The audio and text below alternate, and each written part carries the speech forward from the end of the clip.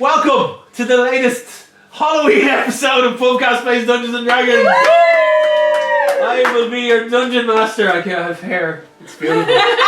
Beautiful. You're so gorgeous. So silky. This is gonna last 10 minutes on my head. I swear to Christ. So welcome to the latest episode of Pubcast plays Dungeons and Dragons. Straight off the bat, you've probably noticed that around the table we only have 4 players and 1 DM. Kim and D-Man. As opposed to the 2 DMs we usually have. My split personalities in these games are all over the Well, place. we have Wayne and we have Paul Cogan over here, so. Yeah. Oh, let me tell you, brother. So, obviously, I'm dressed as Dungeon Master for Halloween. If you can't already tell, It is incredibly accurate. Tell you, screen worn in the cartoon. Piece of red cloth that I bought in Hickeys and drew on. Yeah. So we are missing Kim for most of this session. There's a chance that Kim might have a Fonzie cameo towards the end. And D-Man unfortunately is not well at the moment, so get well soon, D-Man. We're all thinking of you. For this session, I'm going to roll Codeine and Ryan is going to roll Ogun as well as rolling Norman. So we're going to have multiple characters played by multiple people. So when we left off in the last episode, Tom is back with us. Woo! Yay! We left off in the last episode. Let's do a quick recap. The mismatched adventurers went to a banquet in the city of Terrismore. They got all dolled up, looking fine. They got all dolled up, went into the banquet, mingled with hobnobbed with all the kind of the hoity-toity peoples. Loran got hobnobbing with some folks, met some interesting traders and dealers from the area of Henrik's Point, which is the traders area, which is like kind of piratey. Met the Lady Claw of the Sky, was the character that she met. Swift accompanied Loran, and Swift is now back in Terrismore, kind of keeping an eye on things after the banquet kind of went a bit askew. And it was raided by a band of dark acolytes of the Dark Grasp that let the King's Viceroy and the Captain of the Guards and our group know that the city of Breshton, or town of Breshton, the mighty town of Breshton up north, was being besieged by the Dark Grasp. They don't know why, like the individual, they didn't give them the kind of reasons why it was being besieged, but it is being besieged and it is under attack. So the Viceroy employed our group and is paying them handsomely to go investigate the situation. They made their way north to the town of Breshton, and they had just arrived on the outskirts and had seen before them quite a large kind of group, an army as such, of the Dark Grasp, headed up by 4 look like casters that were bombarding a shield wall that was covering the town, and the shield wall looked like it was failing. As they had arrived then, they hear a noise behind them. They arrived up into the forest area surrounding Breshton on the kind of the southwest side of the town, and they were hiding away in the forest and they heard a noise behind them. And that's what we're going to pick up in this week's episode, or this month's episode even. So you hear a noise. Can you imagine? Can you imagine a weekly thing? I would. Yeah, I'd go insane probably. Yeah, I'm sorry. Done. Burning my head off. Put the ball cap on over the balls. Bald over the ball. Yeah. Bald section. Dance queen. It's like we've got 2 Ball ways. realness. Yeah, it's When does Sasha Velour get here? Tom, you don't have a costume. You could put that on. You could and put be the ball Wayne. cap on. And you could dress as Wayne. Give me the world. Show it this way. Here's my skin. And now it's got authentic Wayne head particles in it as well. Full on. I like it. Like a glove. Like I'm a glove. I'm seeing double. Oh, he never glasses. So you hear a rustling from the kind of the trees behind you. What do you want to do? Immediate Eldritch Blast. No. Well, I'm going to take my axe out just in case. Have we had a long, short rest? The journey up, you kind of rested on the journey up. Just to kind of go, we did end the last episode briefly. Very quickly, we kind of tied everything up. You had made the journey. Swift had gone back to his shop and was kind of keeping an eye on things on the request of the group. And he's now going to kind of keep an eye out for any more dark acolytes floating about the city. So you kind of took your time traveling. Well, not took your time, you moved at a swift pace but you rested along the way because it took a couple of hours at full tilt to get there. So you kind of had to rest and break, and you did have a long rest through the evening. You have arrived up at the town of Breshton. As far as I'm aware, if memory serves, it's just coming. It's kind of like very late evening into early morning. Okay. So and as you look over, you're able to see that the group of the Dark Acolytes, they're always kind of around tents and stuff in their camping area, and the most people that are doing the work on their end are the forecasters who are bombarding the shield wall. And you have had a long rest, so if you need to rest up. Yep, sorry. Sorry, I'm weak. I can't do it. The question really is now, how many more things are going to go before? Take it off! Get them off you. This one is not going to be on YouTube. You can find this on the official Pubcast Pornhub. Oh god. Yeah. Subscribe to our OnlyFans. Jesus, can you imagine? There's a lot of stuff coming up on the L. No. On the L. On the L. No. Anyway, right. So, what do you guys want to do? Hide behind our tier. Also hide behind our tier. Take a defensive stance beside our tier. Okay. Yeah. So Aratir has the axe out. And this is something I forgot the last session because I was rolling for you. You have an extendable staff. On Pornhub. Oh, I knew there was a reason for that. Yeah. So you have an extendable staff. Do you want to? What? Yep. What? So he's like. So you're defensive stance. defensive stance, Defensive and stance. you were hiding behind Aratir. Cody whips out the blades. Oh yeah. What's Ogun doing? Grim. Ogun is still on my shoulder, so he is also behind our tier. Oh, he's like. You So- just have the most beef. you hear a rustling off to this one side, and then as you've turned to face it, from behind you, you just hear it's like, do not move, or I will shoot you where you stand. And as you turn, you see a green-clad person standing there. Man person. The most he's right dreaded there. of the And D&D you can race. make it out that it looks like an elf, Right. and he has 2 arrows knocked on a bow, aimed directly Show off. at the two, like basically at your group. And he's like, "State your business here."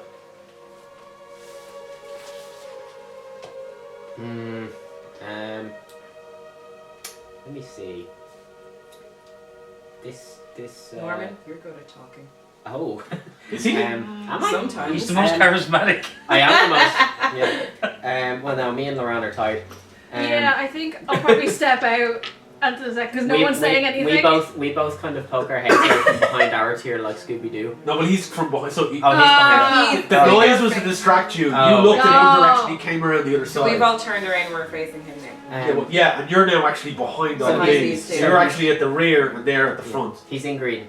He's wearing like kind of. He looks like he's wearing camo garb. He's like Okay. he's in green. He's hunting through the forest type situation. That's relevant. Good. Yeah. Yeah, I think not quite what you look No, like. no, you- No, you look like you're gonna do something. I don't cut you off. He was gonna pluck the first few notes of like the Rude Sandstorm and say, "We're here for the entertainment for the camp," and I'm gonna make a persuasion roll. Okay. I'm not smart. That's a natural 20. So you want to persuade him that you're actually here for the Dark Acolytes? Entertainment. Entertainment. And you have solidly convinced him that you were here for the Dark Acolytes. And I'm his bodyguard. Okay. I said we are the entertainment. not You are just here me. to support them. I just said the entertainment. I didn't say which side. I just put my hand on the lute strings and stop it. It's like you can, no, it's no. My hand is on the strings.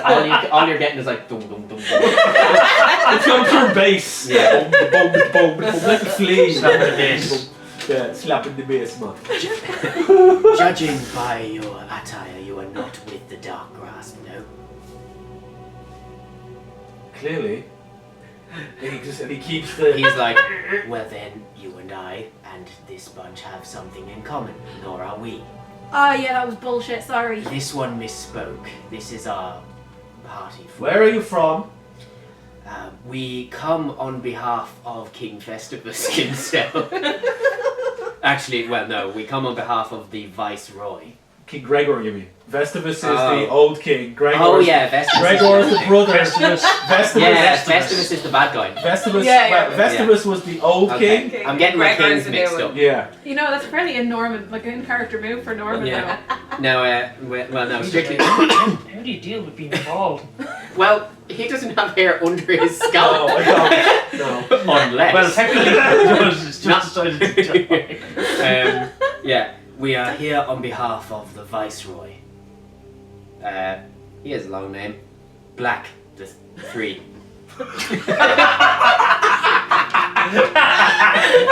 It's not D&D unless the players fuck up the NPC names. Yeah, no, that's fine. You say you're sent here. Well, roll a persuasion check. I can't fucking read. It's 17. Hard to win Corric Black. Yeah, The third third. one Corey The Black. third. The third. That's why I said. Black Because- 3. I sent you. Are you here to? You're here. Is there more of you? Do you have an army with you? You kind of Unfortunately. slightly lowers. The, Yeah, I'm like, unfortunately, and I appreciate this is not what you want to hear, but you are looking at it. We are the army. Again, Oh, there we're are the- more coming. behind, the behind you on your shoulder, you just hear him go, "Rag!" And he's Yes. like, Yeah. I suppose you better follow me then. And he What's brings your you- name before we proceed? I am Gantar the Rel. And he brings you back through the forest and away from where the encampment is and back into the forest.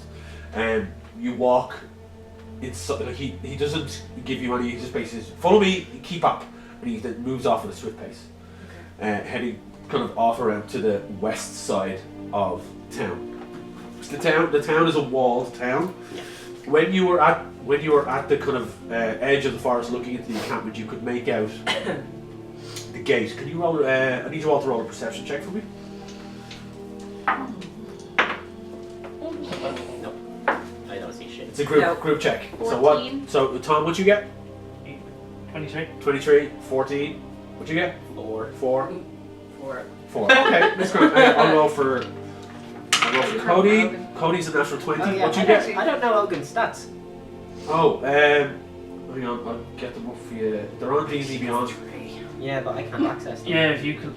In the campaign on D&D If you Beyond, click- there's the yeah, characters you're right, under the yeah. campaign on D&D Beyond, and is it D&D Beyond? We're We are not sponsored by them. D&D Beyond. What if they do wish to sponsor We're not us? Feel free. sponsored by them, but they are very good. They Yeah, are very true. good. Oh yeah, So no, under I the know campaign, how to you'll do never it, be able to pull up on it.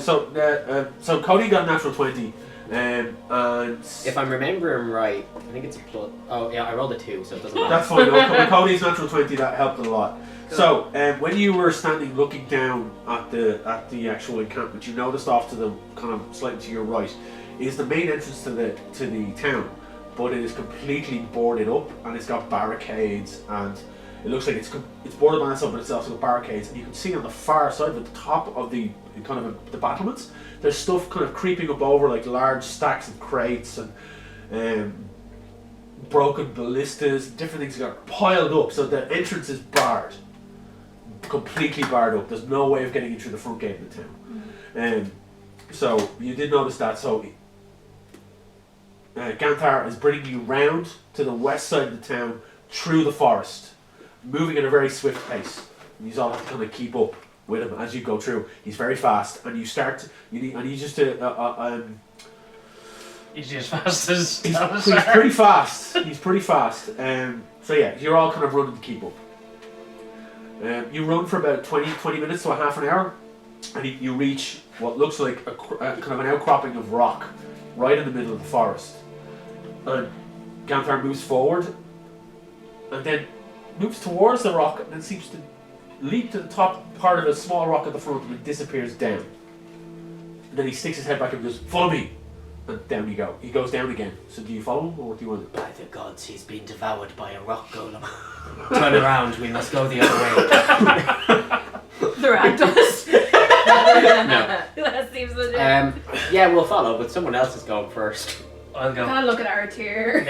I'll go and make the jump and you step in the wind. Cody moves forward as well.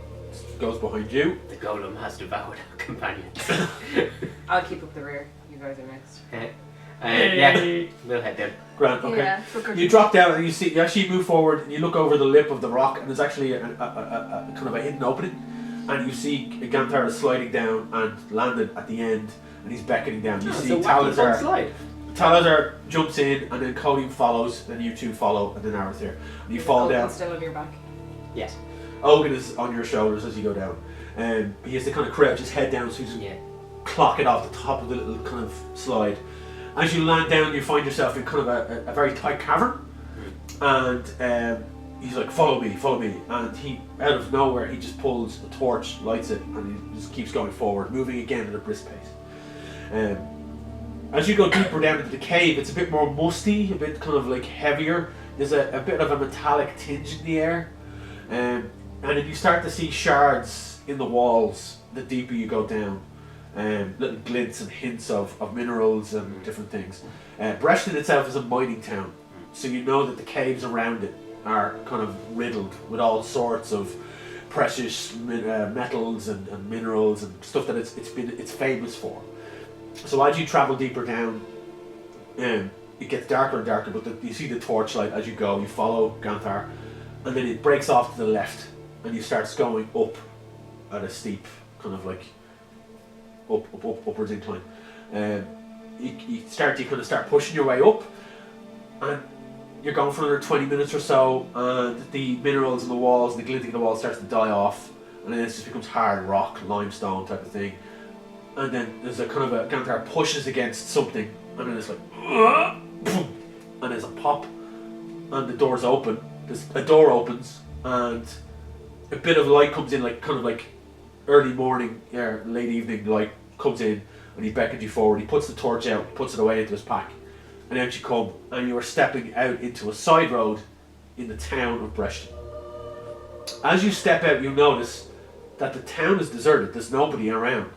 There are spilled crates everywhere. There's food. It's kind of like dried fruit and like smashed across the ground. And as you look around, you kind of adjust to the light after being in the cave. You notice that you're actually in an off-cropping to what looks like a marketplace. I have here. Props. Yes. Map. I have a town of. It's a map of the town of Breshton. So I'm going to give that out to you. Wayne will presumably edit this in over the video. Yeah, no, it's still. I'm going to superimpose this over the video. So as you come up into the marketplace, I've given you the map, and you come up to the side. It's a kind of like a side alleyway off the marketplace. You notice that there's a lot of stalls have been tipped over. It was like everyone was having a day, and all of a sudden it got disrupted. Yeah. By whatever happened that caused this pretty much a siege on the town of Breshton. You can roll up the map if you want. Roll it up, because you'd be referring to it. We're going to be, so like you're now in the town. You have to deal with what's in front of you, obviously.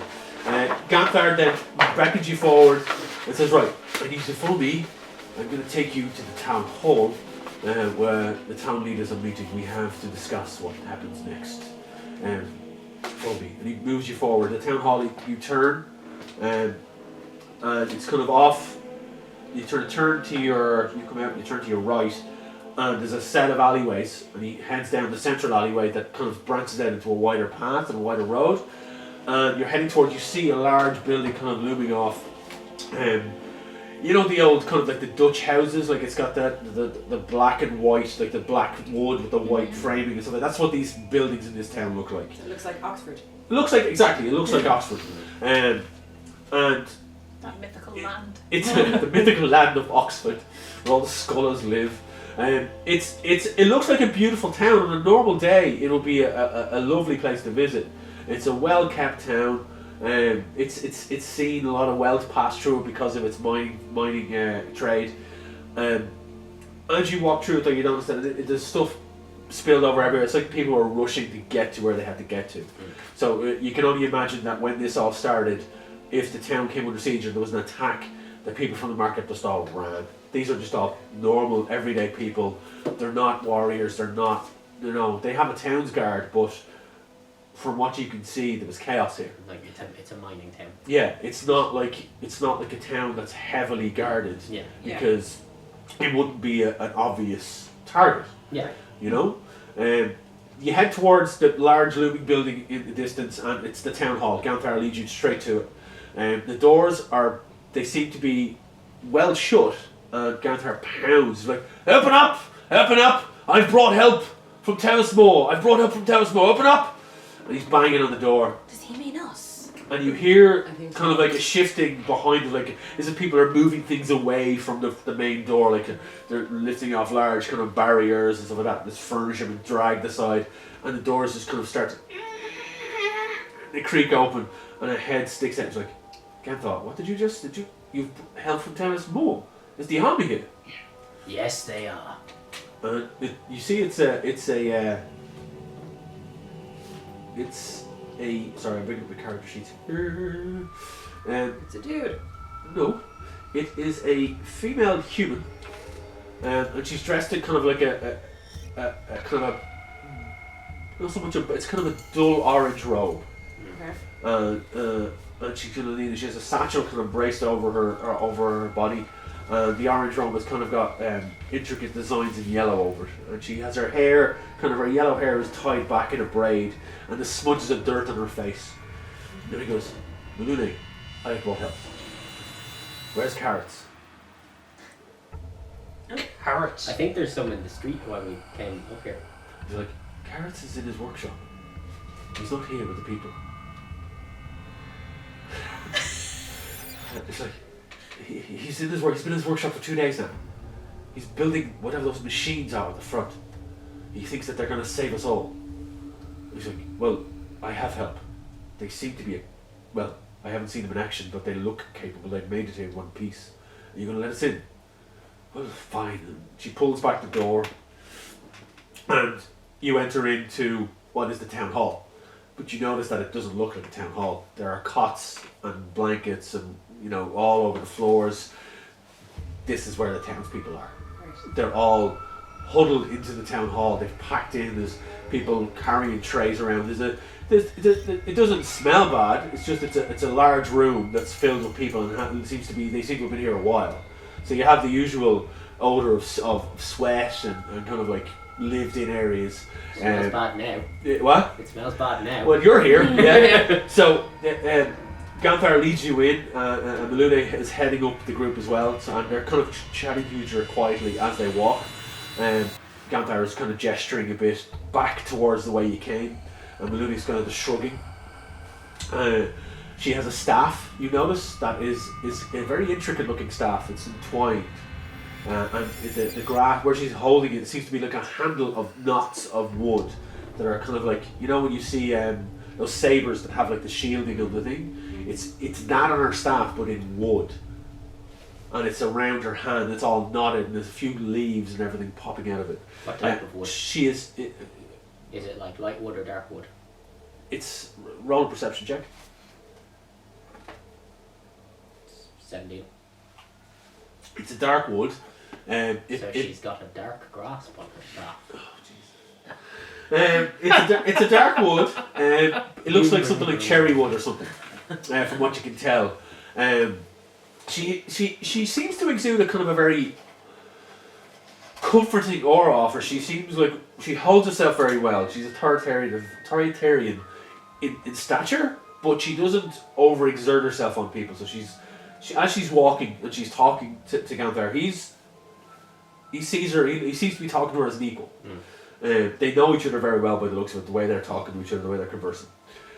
They start to lead you towards the back of the hall, and you see what looks to be like a at one point he was well dressed, but the clothes are a bit grimy. They walk towards this man, and it's they kind of gesture towards him. He comes forward. It's like, I'm Derek Morris. I am the mayor of this town. Welcome.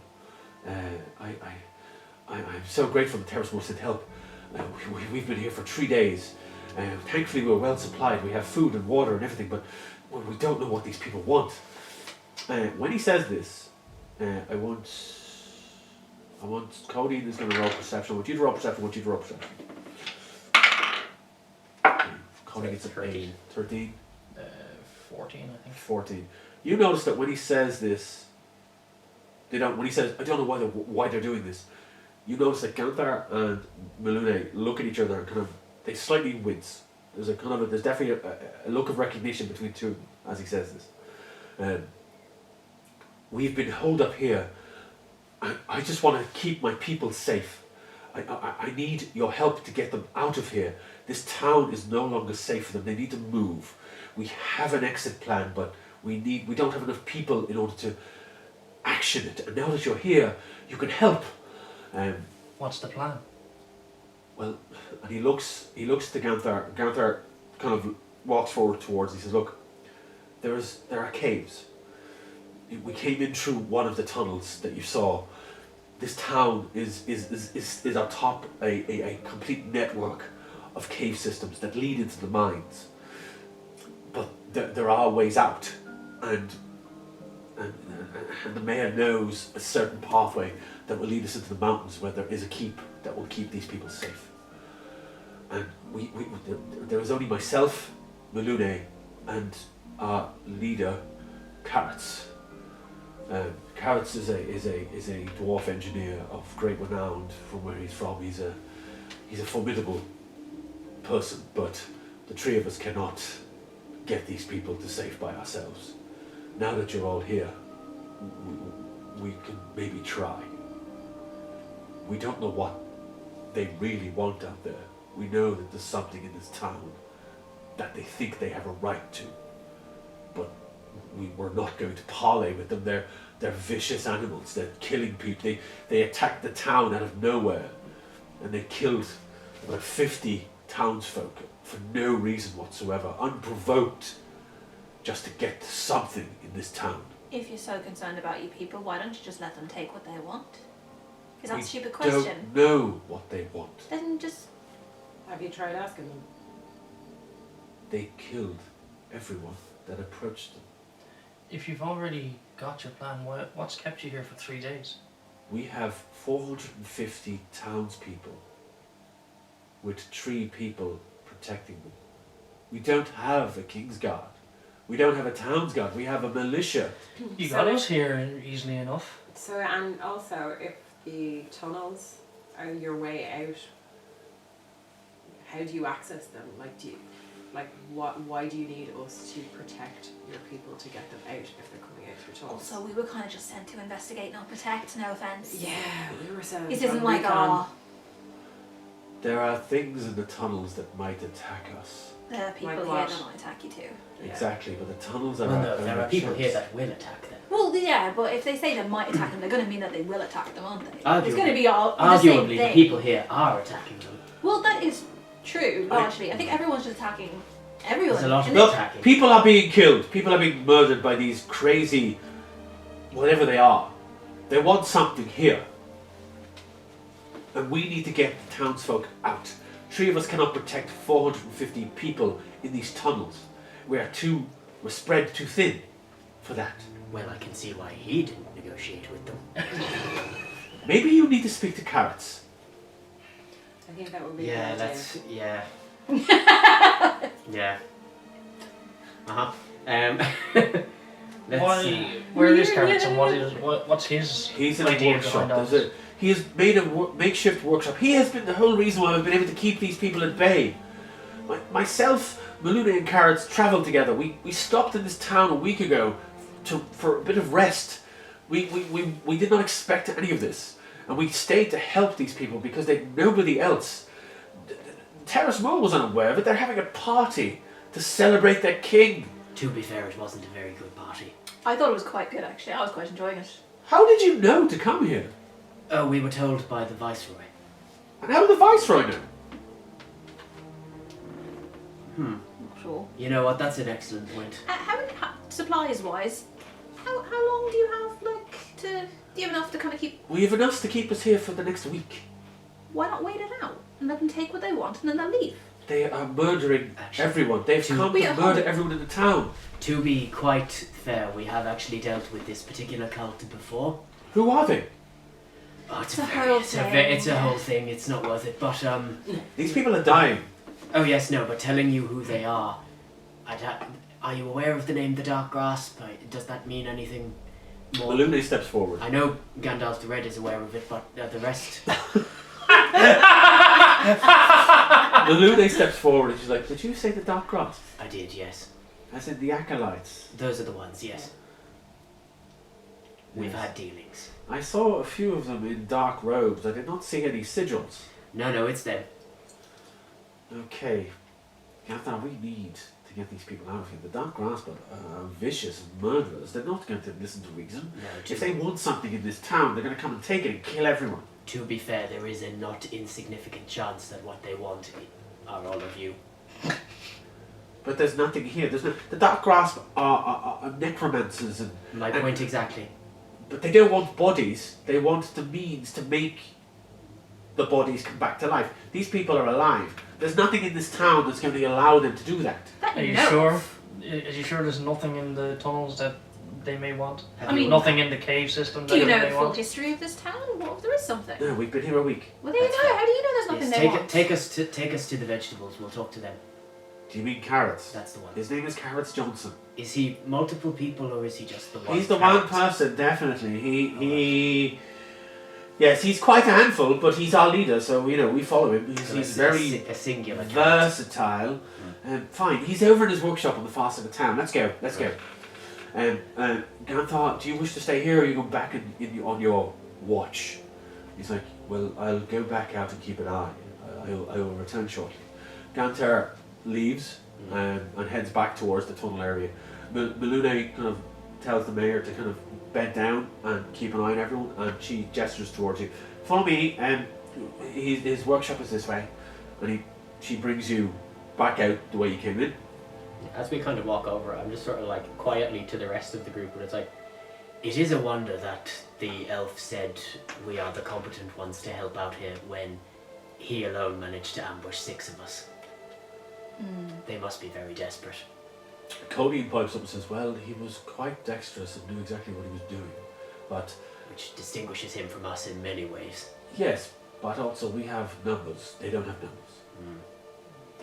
In I just like up to fairness. Maluna and just quiz and ask if she basically, does she know more than what she's letting on, because of what I noticed when the mayor said he didn't know what they wanted. You know what they want. Roll a perception check when you're asking these questions. No, not perception, sorry, persuasion. 16? She kind of looks around to see if there's any other, like, you're now out and you're on the streets and you're walking, and again the streets are deserted, and you're walking along streets now that aren't as dishevelled, and you're kind of moving off to the right side of the marketplace as you head out. So that the marketplace would have been ahead of you. You came up in this direction. You're heading to your right, which is over that way. And she's looking around to see if there's anyone there. She goes, look, there are some things in this town that I generally would not speak of. Something has come up from the caves. It seems to be consuming one particular area. It was not there 2 days ago. Then 2 members of what we now know are the Dark Grasp were in the town undercover, and they attacked a local butcher, and they murdered him in his own shop. Following that, there was an attack on the far side of town by a larger group. They tried to divide and distract us. While we dealt with them, their butcher shop was overrun. And something is in there. The Dark Grasp that went in, there was 5 in total following the 2, never came out. And Carrots has demanded that the whole area be quarantined. I have not been in there, I have not gone near the area, but there is something there that the Dark Grasp want. I cannot speak any further of it. You need to speak to Johnson. He will tell you what you need to know if you wish to help us. But you must help us, or else these people are dead, and we are dead. I have a question that might be stupid, but we're roaming through the town fairly okay right now, yeah? Yes, that's all thanks to Johnson. Yeah, that's fine. But why can't you just take everyone out the way we came in? I mean, we're not being attacked, why can't we just go... Which way did you come in again? Was it by the western tunnels? The really tight, close western tunnels that you had to stand single file and make your way through? Isn't that better than clawing through tunnels where you think there's eldritch monsters? There's eldritch monsters in all of them, maybe. Maybe. But we cannot get... attitude on this. We cannot get 450 people from this town. Some sick and wounded, some children. Then leave them. We cannot leave them behind. They are innocent people. Seriously, you are the people that the king sent. No. No, the Viceroy. And not even him properly. Well, We're kind of working for someone else. no, he did send us. We'll to investigate, not to help, though. Again. We Well, are all, investigation can be helpful. we are doomed. It And can be, but she turns on her heel and just keeps walking. And she now starts walking at a brisker pace ahead of you, just to get away from you. We're a bunch of they're assholes. so ungrateful, these people. As you walk through the town, you're walking through some tight alleyways. Then you come out into a more open area, and in front of you is a large building. Mostly, it's at this point it's starting to dawn. Dawn is starting to kick in. The building seems to be dark apart from the bottom floor, which there seem to be large kind of like flashes of light coming from. And you hear sparking and then swearing in a deep Scottish accent as you move towards it. And he says, Johnson is in here. You into tieflings? So, as you approach what looks like a very active workshop for Carrots Johnson, Malune gestures forward and says, look, he's in there, go in and speak to him. He'll tell you what you need to know. I need to go back and look after these people. I hope you decide to help us because we need your help. These people need your help. See, that makes more sense because now you're asking us, you're saying, oh, maybe make a choice to help us beforehand. They were like, oh, you're here to help us. Well, now You are sent by the Viceroy. It makes sense that you're here to help us. Well, Indirectly. technically, we're here to help them. Help who? The people of the Of town. Terrismore as well. Well, we're here to things help. like We're that. essentially here to help Terrismore. Actually, this place is. But Look, I you're not. appreciate your... And you and your trio are an outside problem. You don't even go here. You don't even go here. So we'll deal with that when we get to it. Anyway, Maloney, you go back to Gandalf. You go back to Gandalf and Derek, and we'll deal with this. Malune wanders off and she's like, you guys are so not fetch at all. I'm trying to make fetch. Malune just turns on her heels and shakes her head and walks away. Her interpersonal skills are rubbish. Yeah, that's probably why they were killing everyone, This honestly. is honestly. I think you probably- could teach her a thing or two. I do think so. This is probably why they can't find any help. Anyway, I can see why they don't negotiate with the Dark Grasp. Let's go talk to this fella. Is it just me or has Norman gotten less creepy? He seems more On the level. on the level. Well, the thing is, this session I am surrounded by murder and cult stuff, so I'm at home. He's much more chill this Much more episode. chill. Yeah, this is more my This speed. is my speed. This Yeah. is my speed. This is. I grew up here, like.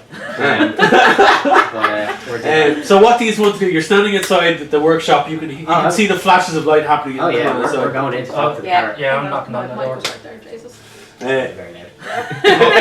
Codeine is keeping an eye outside. She kind of She's watches the keeping street. sketch. Keeping On, sketch. on Darren's behalf, as an Ogun thing, I think Ogun is like 1 minute and he scooches down to grab some like fruit off the street and just starts like gnawing on that. Or she does seem like something. Oh, he good, would the do. ever hungry. Yeah.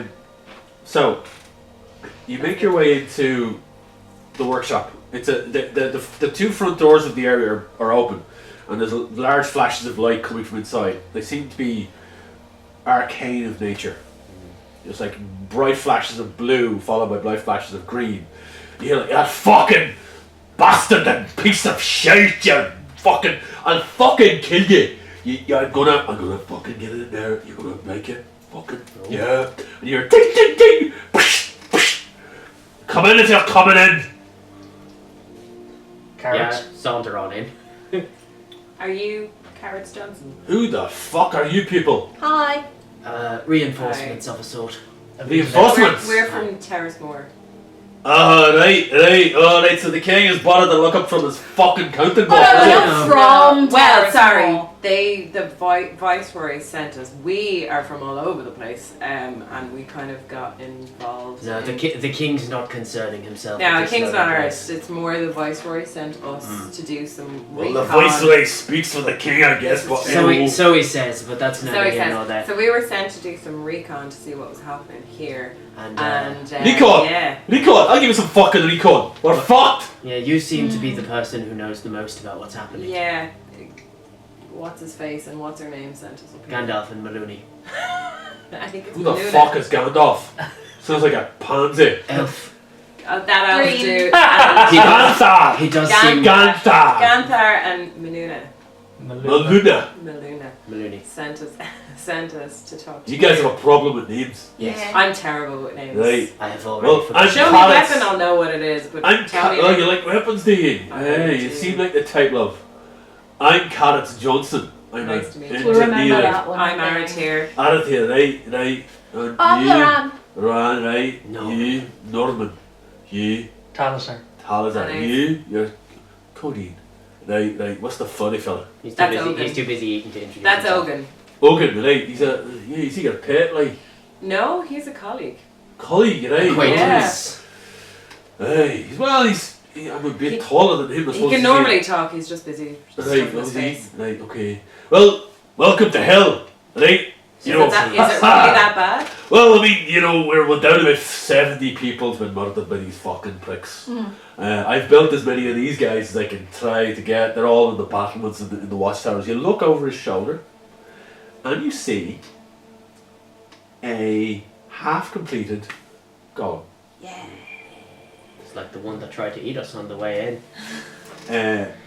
This golem is kind of like, you see large kind of metal chest plates with a large kind of like bright arcane energy in the center.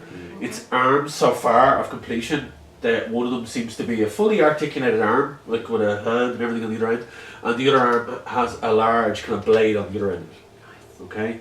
The head is like a large helmet. It looks like it's a mishmash built of what he could find around the town, like little kind of welded pieces of armor, metal, stone. It's like so kind of like slapdash put together. This is like his 18 workshop.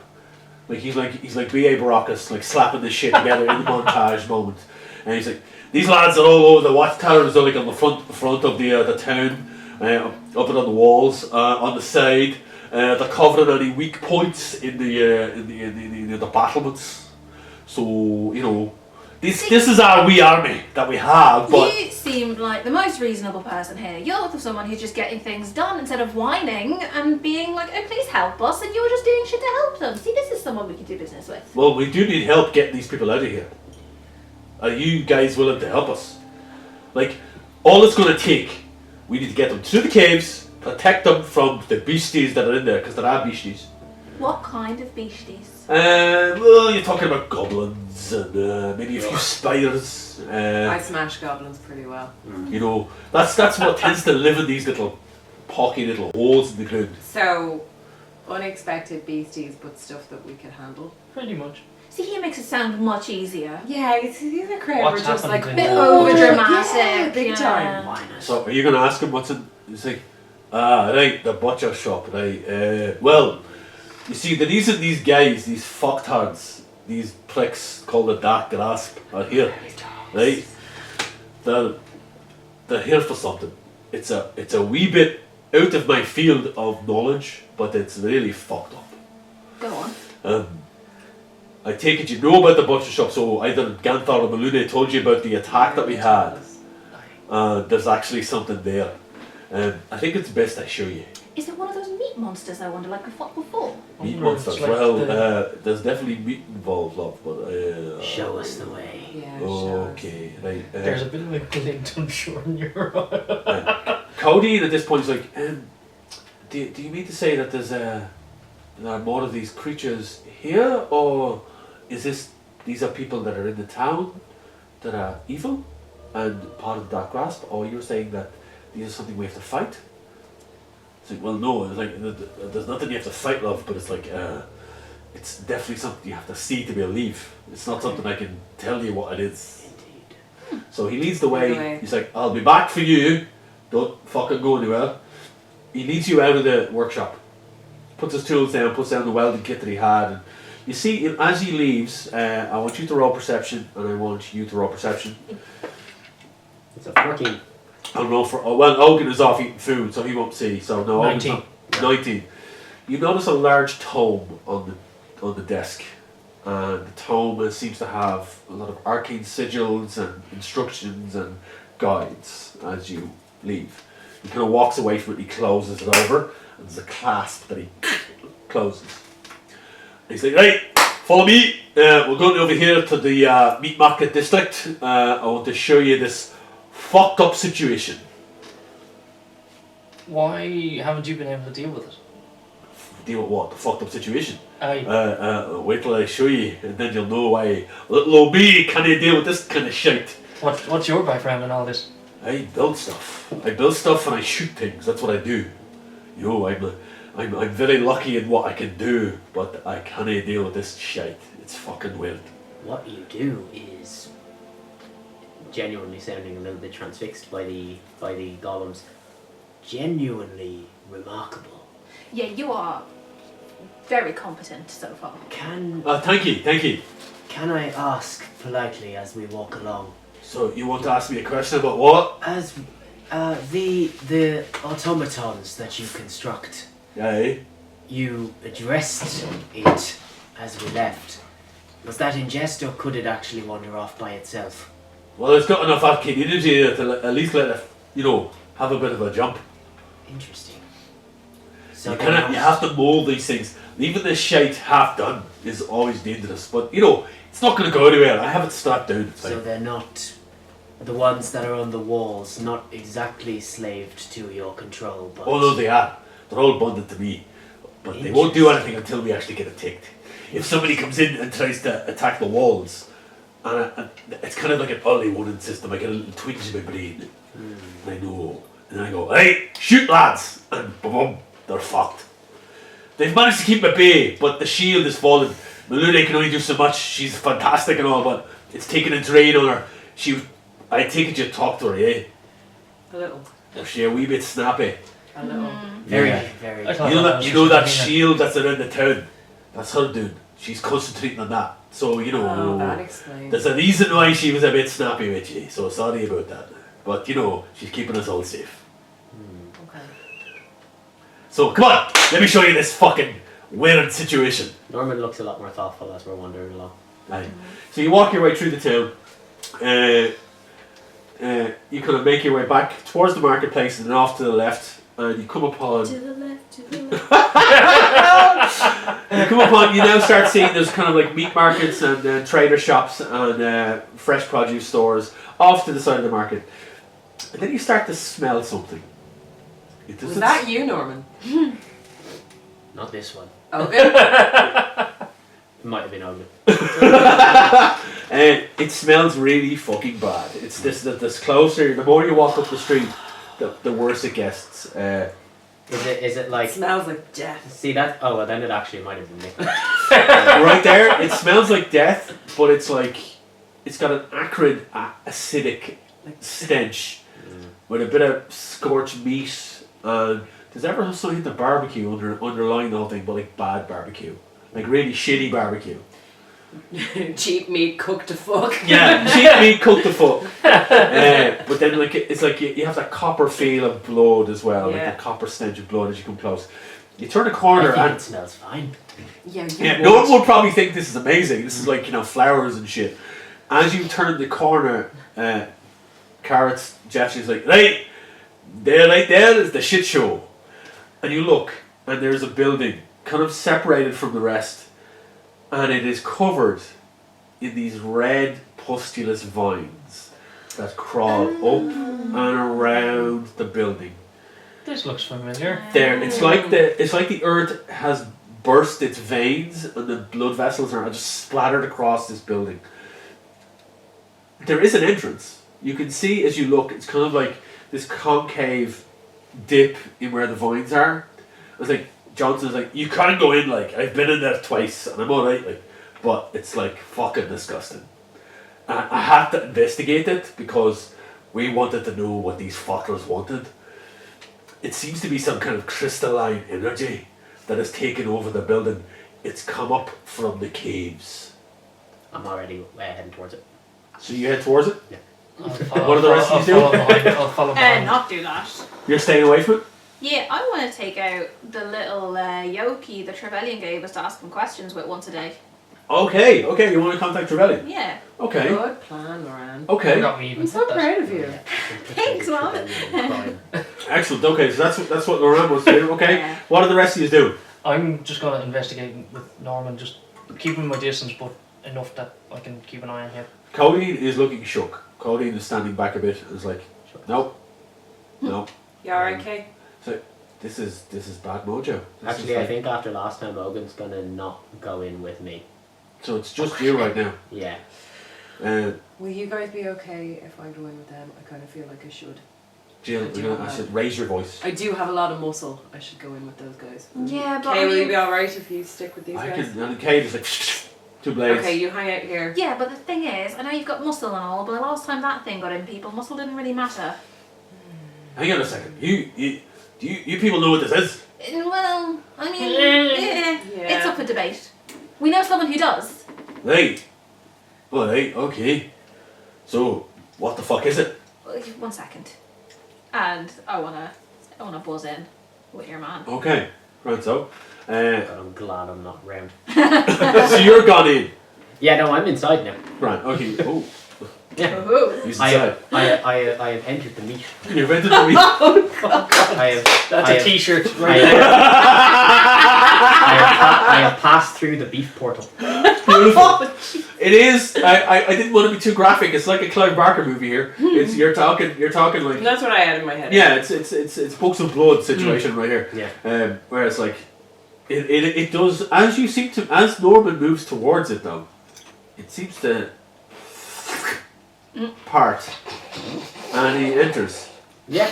Yeah. That Yeah. fucking sound, oh my god. That's Norman licking his lips. When As that happens, as the kind of the whole building seems to quiver, like the With rest. anticipation. Patient. Does it quiver sensuously? I can remove the cause, but not the symptom. Guys, we're gonna have to fuck this building. That's where this is. Impromptu sex episode. Oh, amazing. It was bound to happen. This really is going up on porno. Yeah. But I was expecting Loran, not him. Oh, when it comes to grisly cult stuff, Norman is super horny for that. Look at this, the bard tries to seduce building. I'm like, has that ever happened? So, you are trying to contact Trevelyan. We're gonna do this twofold, okay? You're gonna basically dial up Trevelyan. Yep. You hold out the globe, and it's like it basically swirls, and this bright gold light appears out of it. And a small version of Trevelyan just appears, and he's like, "Oh, hello, Hi. excellent. I was wondering if I was going to hear from you people. Can you see? I can see all of you. Yes. Oh, could you I turn will, I around can- a minute? Well, you need to just. Oh dear Lord. Right. Where are you? Breshton. Breshton. Breshton, the mining town. Yeah. Yeah. That's not far from here. Nope. Oh, It's fucked. that is. Not Yeah. literally. Imminently. And he can actually see. Oh, I see Norman has gone in. Yeah. Interesting. And are the rest of you following him? Oh no. Talazar's just at the stairs. Or just I'm coming up the rear, as usual. So Talazar is going in. Arathir is going in, Yeah. which leaves Cody, Ogun, and Loran Can I outside. make a perception check or an investigation of anything that's around? We will in 1 second. So, Yeah, they're going in for some reason. so Breshton has Breshton attacked? Is it attacked? Is there an infection in town? Well, that's what it looks like. They said they're looking for something in the town. They said there's something weird down in the tunnels. Tunnels, the mines. Yeah? Oh, Sure. Yes, the mines would be an excellent place to gestate the. Ooh, Oh. I don't like that word. The rot. Those words. Tell me, what have you found so far? Is this it? Is this what you found? Yes. Now there is a big group of those guys hanging out around here. What guys? The Dark What guys? Grasp. The Dark Grasp. Oh, they are obviously here for this. Yeah. That makes sense, right? Yes. Okay. So you were able to get rid of this stuff before. So how do we do it? Of this magnitude, I there's no easy solution. Clearly, this has taken root. This is in the soil. It's come from below. Are there people infected? Don't think so. The town is clean. I think so. They didn't say, but we should probably ask. They quarantined the area. Who did? The people that were here. Carrots. You quarantined the carrots. Now look. I turn him around. Oh right, hello. I'm Carrots Johnson. This is Carrots. He's very competent. Oh no, thank you. Hey. Hello, Mr. Whiskey Man. Who are you? This is our boss. I'm Darcy Trevelyan. I've charged these people with helping rid the land of this rot. Clearly you have been affected. Are you an inhabitant of this town? Well, no. I was passing through, having an ale in the old local tavern, and these pricks attacked. I thought it'd help. Oh, that's very noble of you. Well done. Well, all I can say to you is, it is definitely, from my further research on what we have found so far, you can cleanse it, but it will take some arcane fire. It will also take maybe some divine magic. Do you have anyone in your charge that will... Do you have a cleric? Is there a cleric in the town? Yes. Well, I look at Ogun. No, you're not a cleric. No, Ogun's never a druid. mind. No. Definitely divine energy can affect it in some way that might propel it, but maybe a further investigation might be best. Do keep me informed. So you just can't come and fix this? Well, no, I can't leave. I can't leave where I am. I'm chained to this area. Good. Fine. I close it. So you just see the shape of Dacius just vanishes back into the globe. Right, well, he says we got to burn it with divine energy. Like, do any of you have divine energy? No. Right, do any of these guys who went in there have any divine energy? No. And at that point, we're going to cut the yew tree. So, you have gone in first. Yes. As you enter in, you walk into basically the kind of the area at the front parts, and you walk into a room. I need you to roll a Constitution saving throw. Ooh. I Always love those. Always good. That is a 19. 19. You are good. You're okay. You kind of feel the kind of the essence in the air kind of try to attach itself to you, and then it's just you shake it off. It dissipates off back away from you. Mm-hmm. You make your way forward. The entire entrance area of this building is covered in these red vines. They're crystalline in nature. They're not like pulsating like organic. They look like crystal, but they're like jagged and sharp. And you see them. They are moving. They're like as you move through it, they kind of seem to creep towards you and are repulsed slightly and then move away from you. Like the rest of us. Maybe we have some common ground with them. But they're definitely trying to like enclose around you as you move through the corridor. As you move towards kind of like the main area of the building, you hear behind you. Were you following him first, or were you following him No. first? Me, I was Salazar just was wanted to next kind on of take with the in rear, what was as going you on. So were you outside Yeah. before you went in? You Yeah. wanted to roll a perception on that. Yeah. So roll perception. That's not bad. That's a 22. 22. What you see basically is you can see the underlying building. You know in Ghostbusters 2 when the slime takes over the building Oh Jesus. in the library? Yeah. That's pretty much what it looks like, but it's sharp, jagged, crystalline veins. Just coming down. Coming down or up? coming up from the ground. They're coming from the soil. And they're encasing the outside of the building. They're not going over the entire building. They're kind of creeping up the side. But they're jagged and they're sharp. Does it look like as if they're slowly creeping up towards the top Yes. of the building? They are making their way. They're trying to kind of go over the entire thing. Capture. It looks like they look like, you know what it looks like? It looks like sharp, spindly fingers are trying to just basically reach up and grab the entire building, Okay. as if they're going to pull it down into the ground. And you do notice with such a high perception roll that the vines are starting to creep outwards. So their main part of it is coming up, and it's like this like blood red crystalline vines that are pulsating with this kind of like uneasy. Like as you move towards the building, you feel uneasy. You feel like this wave of like repulsion. And as it's kind of going over the building, you can notice at the base of these vines, there are more vines and tendrils starting to creep. Like only small, but they're starting to creep outwards, and they're kind of moving towards the next building over this side, and the next building over that side. And as you get closer, then again the opening just kind of like pulsates and opens, and it's like it's inviting you in. Okay. So do you go in? I just shout back that about the vine starting to spread out a bit more, and I suggest, and I just ask Carrots, is Malura, is it what? Lunas. Maluna, is Maluna a druid? No. Maluna is a wizard.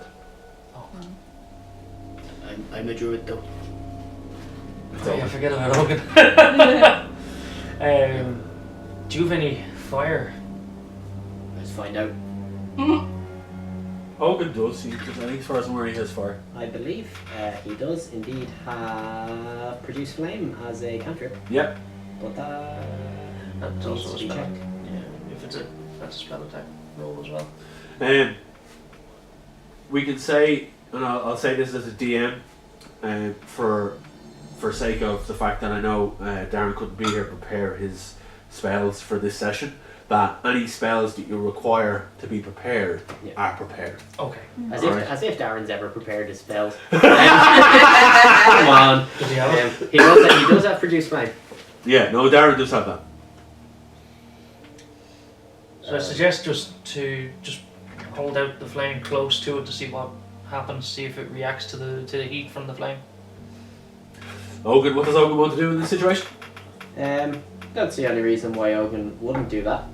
Let me just. Okay, so I'm just flicker of flame appears in your hand, remains there for up to 10 minutes. Okay, I guess in Ogun's paw, the flickering fire appears. Now this is just normal fire, so normal flame, is it? Yes, it is. As Hogan approaches with the flame outstretched, the tendrils of the kind of the sharp edges, like the edges of it, like not the main tendrils, but the edges, kind of the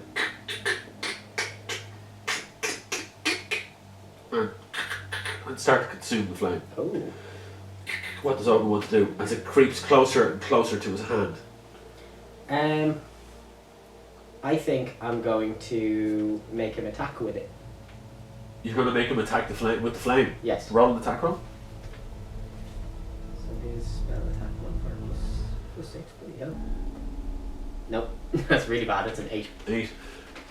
The sharp edges, like needles, pierce the center of Ogun's paw. Sorry, Demon. I need you to roll a Constitution saving throw for Ogun.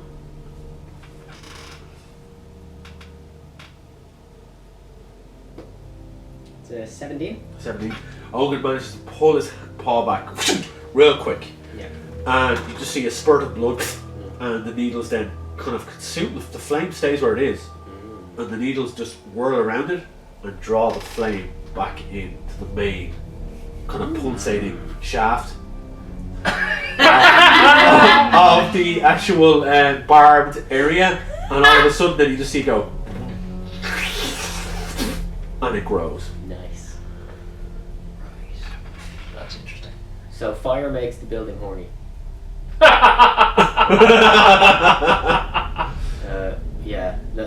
Let's not do that again. That's Ogun saying that. Yeah. Lovely. So, are you now going? I'm now going. You now enter into the building. Yeah. Arathir. I'm standing at the door with my longsword unsheathed. I'm standing at the door with my longsword unsheathed. Cool. And this is creeping the fuck out of me. Like, Aratir doesn't get scared a lot, but this is properly giving her the shits. Okay. I'm gonna follow Talazar against my better judgment. Every inch of me wants me to just stay at the door and watch them and make sure that they're okay. I'm gonna walk in. Okay. The door actually seems to resist slightly because you've got a weapon drawn. So Arathir is entering with the weapon drawn. There's a slight resistance on the building actually. The entrance kind of like takes a second and then allows you to enter. So as you enter in, you see ahead of you, just about 5 to 6 feet ahead of you, is Talazar. Talazar needs you to roll a Constitution saving throw. I need you to roll a Constitution saving throw. 17. 17.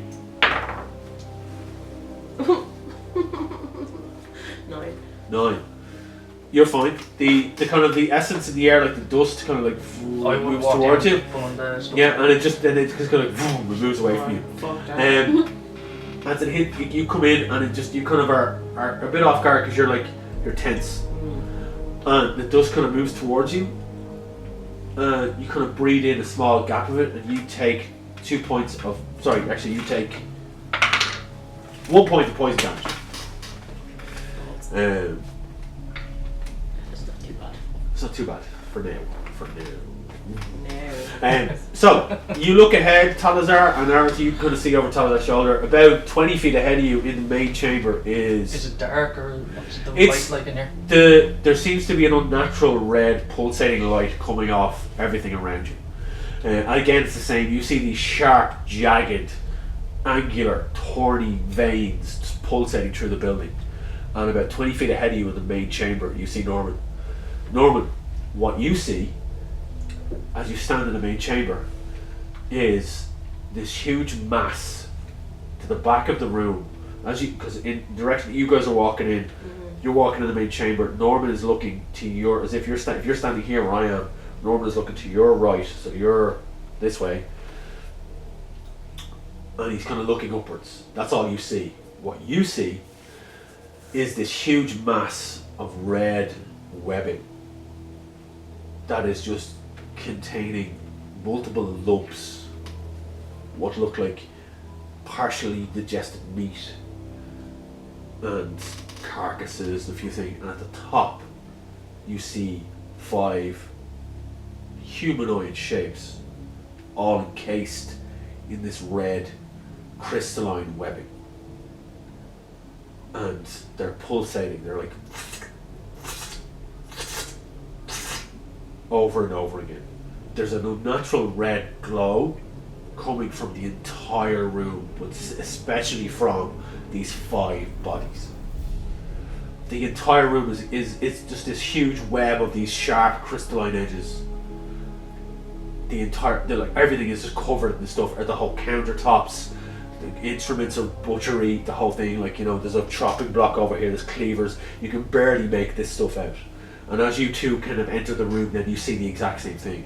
As you come up behind Norman, this is what you see.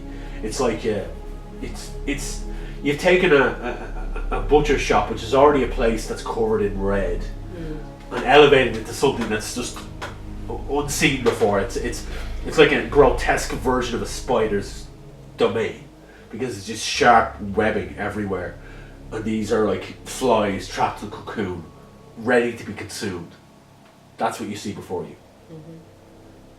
What do you want to do? Norman just kind of like closes his eyes and like takes a deep. Norman, you're such a weirdo. This is disgusting.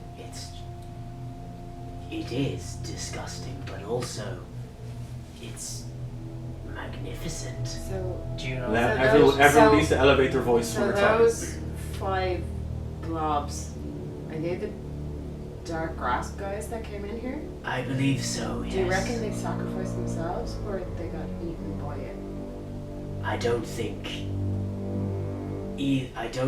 they sacrificed themselves. I don't entirely know that they knew what they were getting themselves into, quite literally.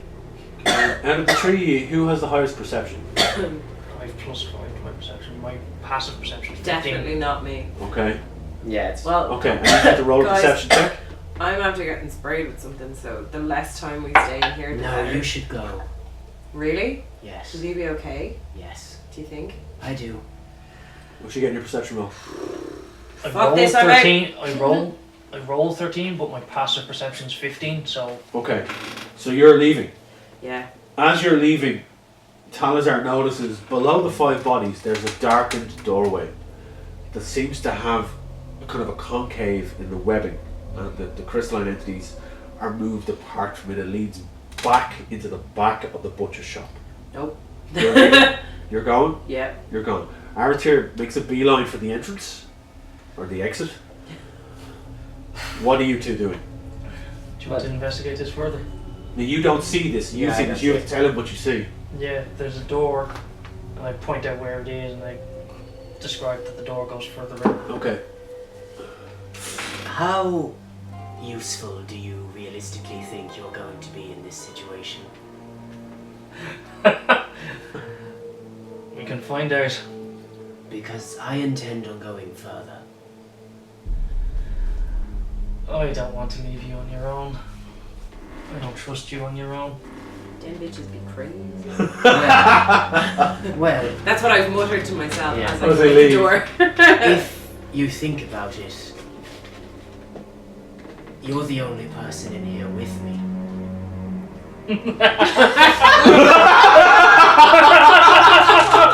That's fucking creepy at all!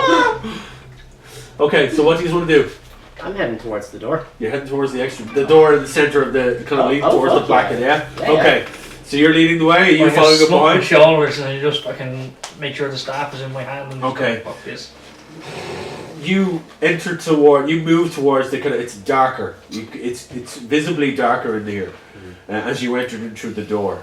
I need you to roll.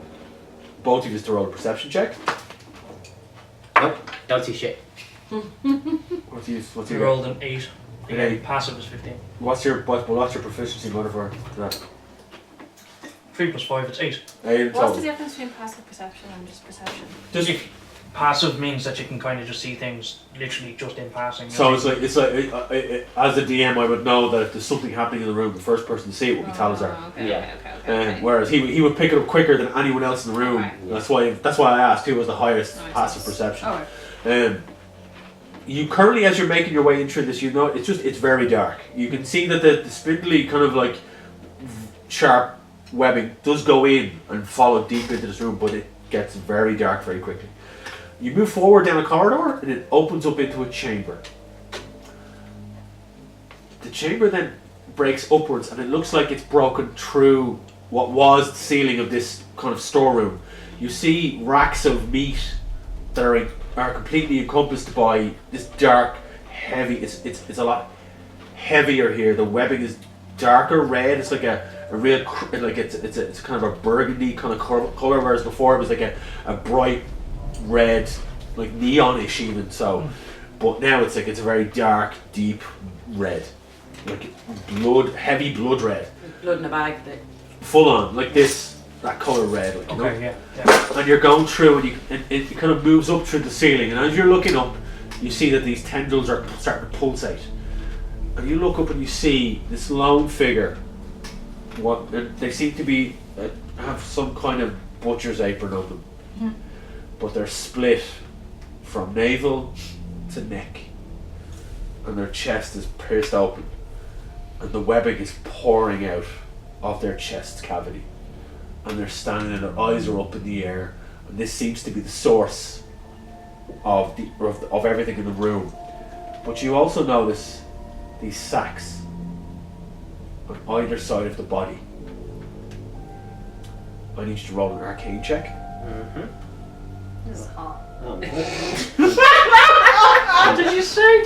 it's hot. yeah, but you don't know any of this. Well, Yeah, you know, Moran doesn't know anything. Personally. That is a 16. 16. You see in these sacks, you can make out these, you know what they are. They are sacks for gestation of these particular form of creature. And I'm now going to whisper what they are.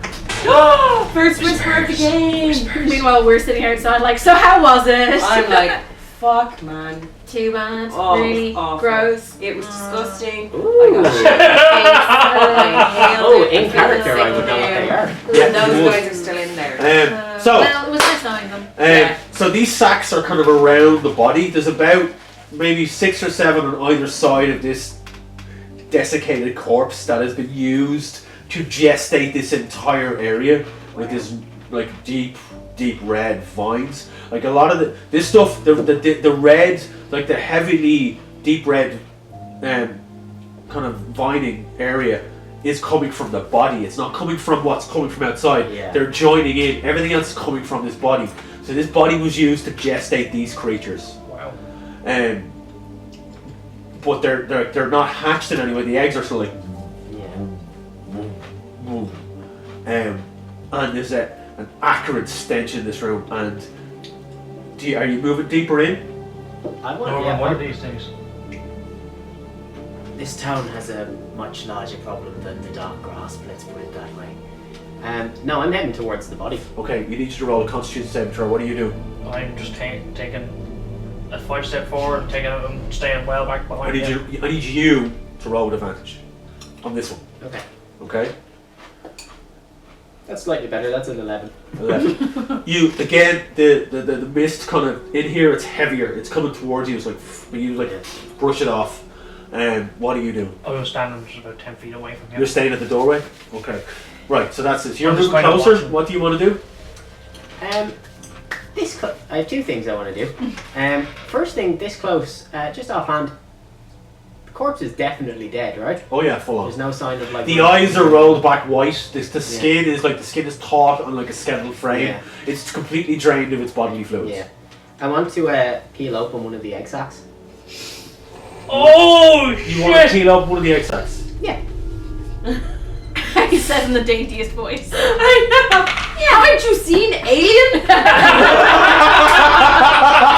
Norman hasn't. Of course not your character. Norman hasn't seen Alien. Norman has only seen Predator. You reach forward, Yeah. and as you touch the egg sac to peel it back, your hand gets burnt. Like it's like acid, like you're touching acid. It's like Ridley Scott's hand. and you take you take 2 points of acid damage, Grand. and it burns the skin on your hand, and you kind of like you revolt back in. You're like oof, like that part of you just kind of like the instinct kicks in. The part of Norman is like survival. You know, he may not necessarily feel the pain, but No, he it's the feels the survival pain, instinct yeah. of it. Yeah. I cast Mage Hand to peel open the egg sac. Okay. The mage hand goes out. Yeah. Do you want to peel back? Yeah, I just want to get a look inside. So it's kind of like layers of like it's like it's not so much it's not like an alien egg where it's like that. Yeah, yeah. It's more like an onion. There's these different little layers of things. It's got layers. It's got Carrots, get out of here. You're peeling it back, and you see the sizzle. Like does the mage hand touch it? It just goes. Tss, Yeah. tss, tss. And there is a slight kind of like pulsating thing, and the light kind of emanates from it. You start to you in particular definitely start to feel a bit something hits you, but when it hits you you're kind of like whoa, you're not back. Is Big there sorry. anything happening around me? There's nothing happening around you. When he's peeling back this particular egg, it doesn't seem to affect Norman as much as it affects you. I need you to roll a wisdom saving throw. Oh, Jesus. Well, that's actually good. No. I'm so glad I left. Oh, we're just having a great time outside. We're just bonding. 11. 11. This wave of like discombobulation, it's like you're kind of in a room that's moving, and you're kind of like you're unsteady on your feet. You have to brace yourself against the wall because you just feel dizzy all of a sudden. It's like somebody's got like your inner ear balance is just gone. And as a monk, that's weird because you're usually like boom, but for you this is really strange to see. And all he's doing is opening this egg. What do you want to do? Talazar, stop what you're doing. Your Talazar. Your turn. Talazar. That's how discombobulated he is. Norman! This is really getting to you. Norman, stop what you're doing. I have an alternative suggestion. Leave. No. So you continue to peel open the egg. Oh yeah. a pulsating Yeah. just bursts from the top of the egg, and you hear like come from it out of nowhere, and it's so weird and sounds so strange, and you're like totally thrown by this. Norman just keeps going, and you just see a bright burst of light. And again, roll a wisdom saving throw. You all roll a wisdom saving throw for this one as well. You roll with advantage. Oh, fuck. Is this for, just out of curiosity, is this for a charmed effect or anything? Who can We say? shall see. Because if it's a charm, I can roll with advantage because I'm an elf. Okay. 16 to start with. Okay, 16. Okay, it doesn't affect you. What you get? Well, that's what I was wondering if it was a charm. It's not sure. No. Okay, grand. So it's, yeah, that was just a 9. 9. Talazar falls flat on the ground. The bright light pulses from the egg. Nothing comes out. It's just like it starts to pick up space, pick up pace even. I feel dark enough to like look inside You now. can look inside. Yeah, I would like it. Talazar is now unconscious on the ground. Good stuff. I would like a piece. You look in. Go on. As you look in, you just see this bright light kind of hit your face as you look in, and there are these like tendril-like spindly legs poking outwards, and they're like. There's nothing moving to jump out at you, but it's like it's something that's the thing that's in there is not ready. Yeah. It's just on the cusp of being ready, but it's not ready just yet, and you've disrupted it being ready. Yeah. There's now energy pouring into the room from this kind of like egg sac, and it's just waves and waves. It's coming over you. It's moving over your body. You don't seem affected by it in any way, shape, or form. But Talazar is out flat on the ground. Kind of almost like, for the full effect, almost like soothingly, I kind of lean in and sort of, purely out of reflex in Primordial, mutter like, "Oh, little thing, I'm so sorry. I've disrupted too much." It quivers. And it dies. And the energy just goes. And sucks back into the room. You snap awake. The room is still the way it was. It's still got that pulsing. And the egg sacs are still there. But that one particular one has just gone. And it's just dulled to a grey, kind of like hard substance. And the creature that was inside is just like.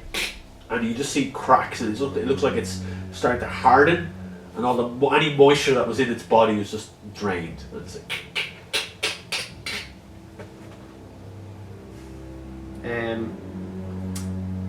I take it You're going to reach in and lift it out with Mage Hand. with Mage Hand. Just So Mage moves forward and lifts the creature up, Yeah. and you just see this fragile looking, what looks like a spider. You're kind of waking I'm up. kind of and bracing myself yeah. up against the wall. And it's kind of long, spindly legs with a tiny body. And in the body you just see eyes. The eye, it's just made of eyes. On each end of these spindly spindly legs are these sharp talons. Now it's all turned to grey now. It looks like now it's made out of some form of granite. As you lift it up, it looks very fragile and very, very brittle. The mage hand moves it towards you and just drops it into your hand. Yeah. You actually have to use 2 hands to hold it. It's like its body, which is made of these what look like kind of like hardened eyes. They're just solely like grey. Its entire body's made of these things, and you're holding it, and it's spindly, like 8 legs are just stuck up in the air like this, and it's got these sharp talons now at the end of each of its legs. Norman looks genuinely upset, Okay. like legitimately kind of holding the thing. He's just like, oh. Yeah, there's probably not much point in keeping it. I assume at this stage it's probably fairly fragile. Yeah, it's starting to come apart in your hands. Yeah. So the spider itself is starting to crumble in your Yeah. hand because it's extremely brittle. Yeah. When it's dead, it's starting to kind of flake a bit. So what would you like to do? Yeah, again, it's kind of a morning look. I snap off one of the talons and Okay. pop it into my pocket. Okay. I kind of like lay it back in its egg sac and just kind of leave it there. Okay. Then I turn around, look at you, kind of waiting to get your balance. Get up. I just point my staff at him and say, "Do not do that again." and walk Has it away from him. Oh, you're gonna walk away from me. I literally just turned and walked away. Okay. Oh. Right so. So you've headed back towards the exit? I follow you and just keep casually telepathically talking to you as we're going. You can't ignore him. Has it occurred to you that your mistrust just almost got you killed? No. I was there to Then in try and that help case, you. you are more foolish and stupid than you look. Thankfully for you, I am more trusting. I just keep But Do you laugh like that? Yeah. Does Talazar do that laugh? Yeah. Okay. But hear me now. Don't put your life in my hands again. And on that, folks, we are going to take a break. And we're going to have some food. And we're going to chill out. And we'll be back after the break. That's good stuff, guys. Yeah. Nice. Let's go. Okay.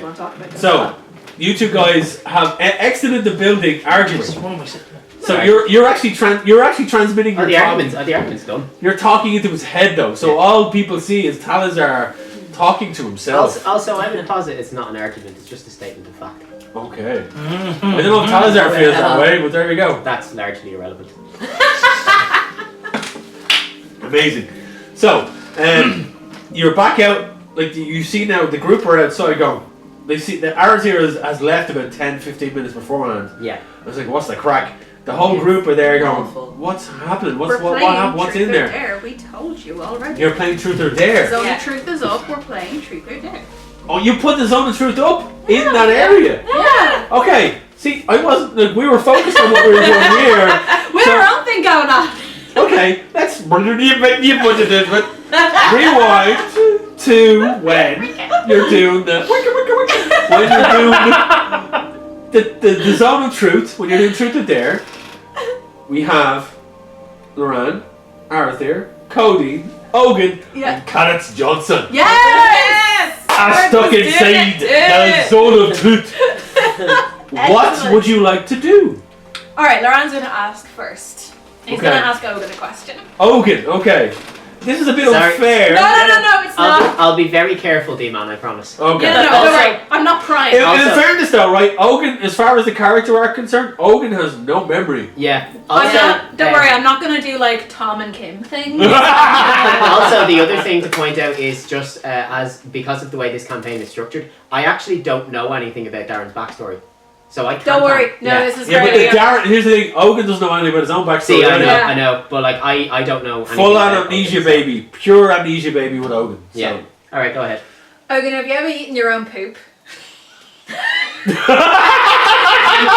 I can't believe you've given me this much Loran, I power. think that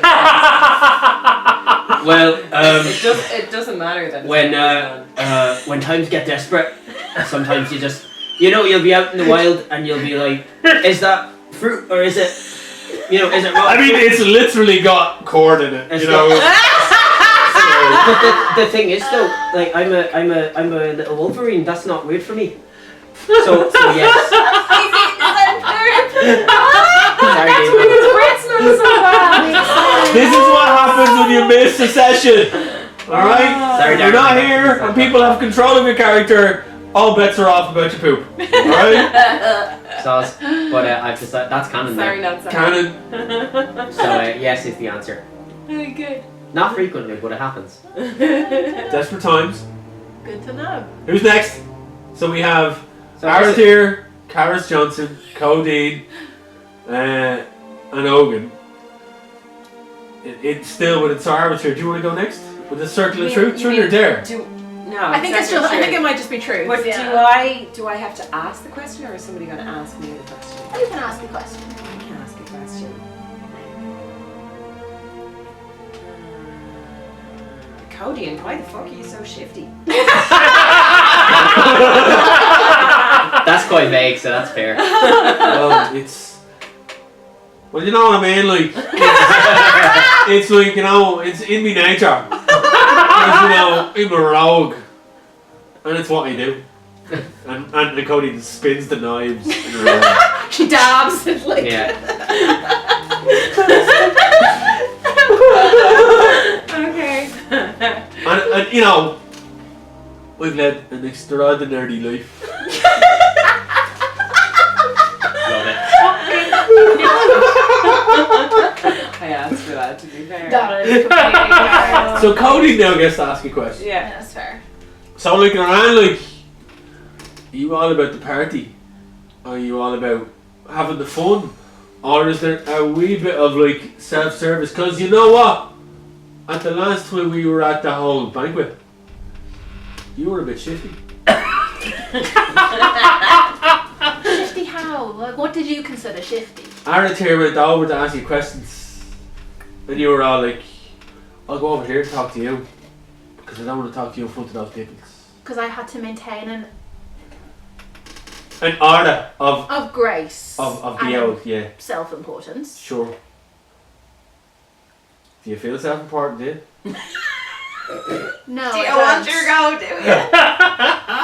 As I said, an air of self-importance doesn't But mean remember I the feel oral truth? The Yeah, no, circular it's truth? true. Yeah.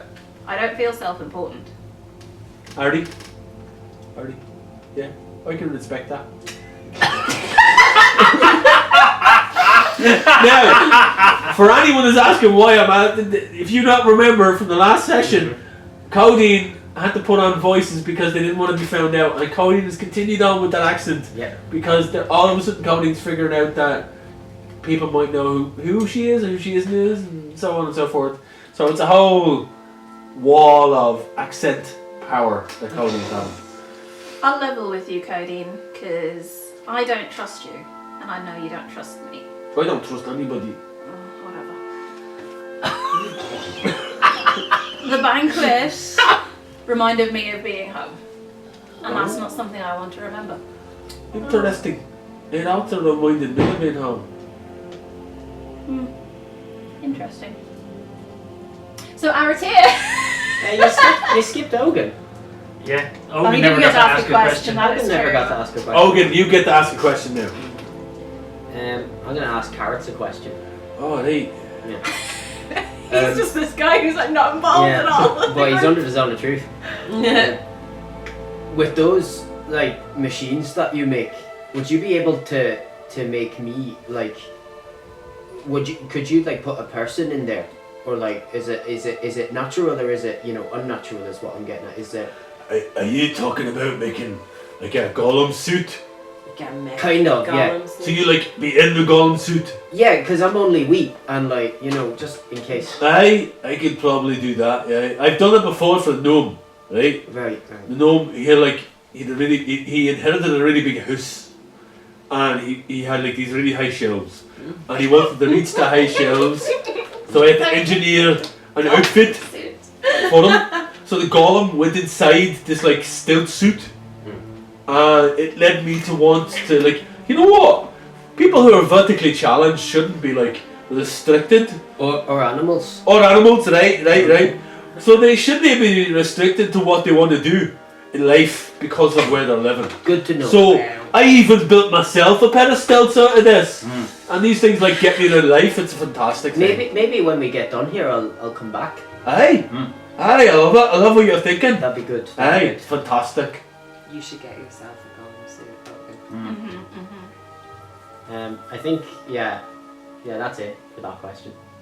Aratir. Yes, my dear. We have two more questions That's to go on okay. the round, and then we're in. Tell me something you've never told anyone else.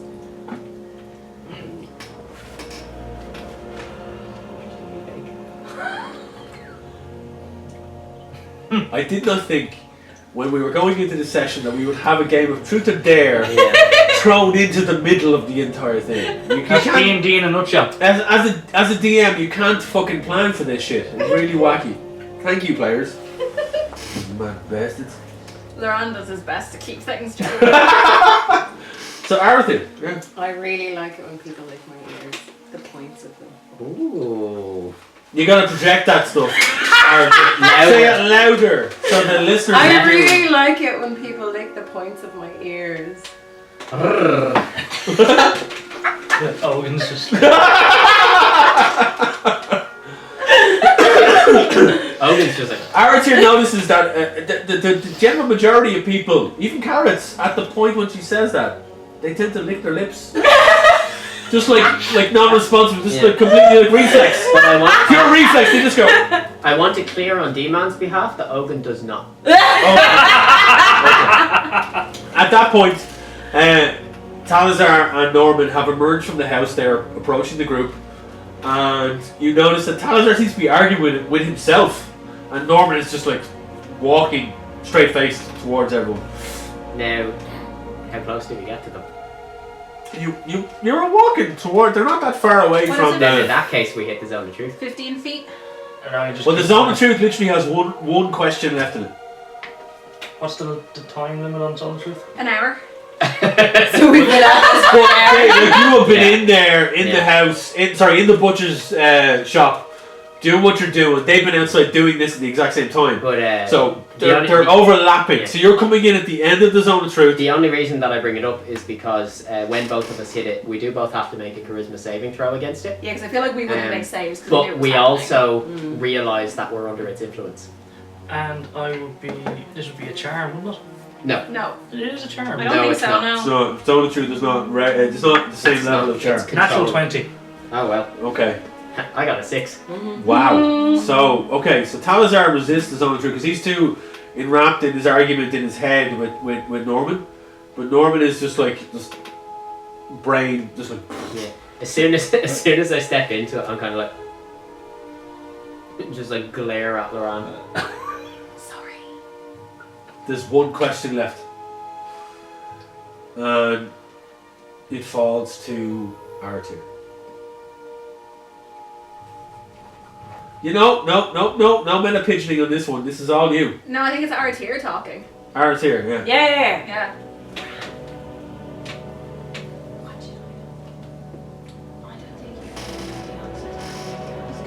I just keep walking. You keep going. You're just gonna walk You're gonna watch past the this. group. Past the group. Just keep Okay.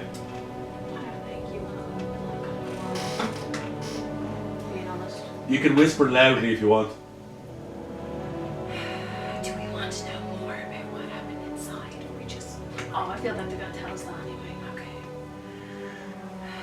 I really don't want to know more about Norman though. He's gross. Like, he's really He is. weird. Yeah, like, I feel like the less you know, the better. You can ask me something if you want. Just that's what it is. It's not too much. That might be too much.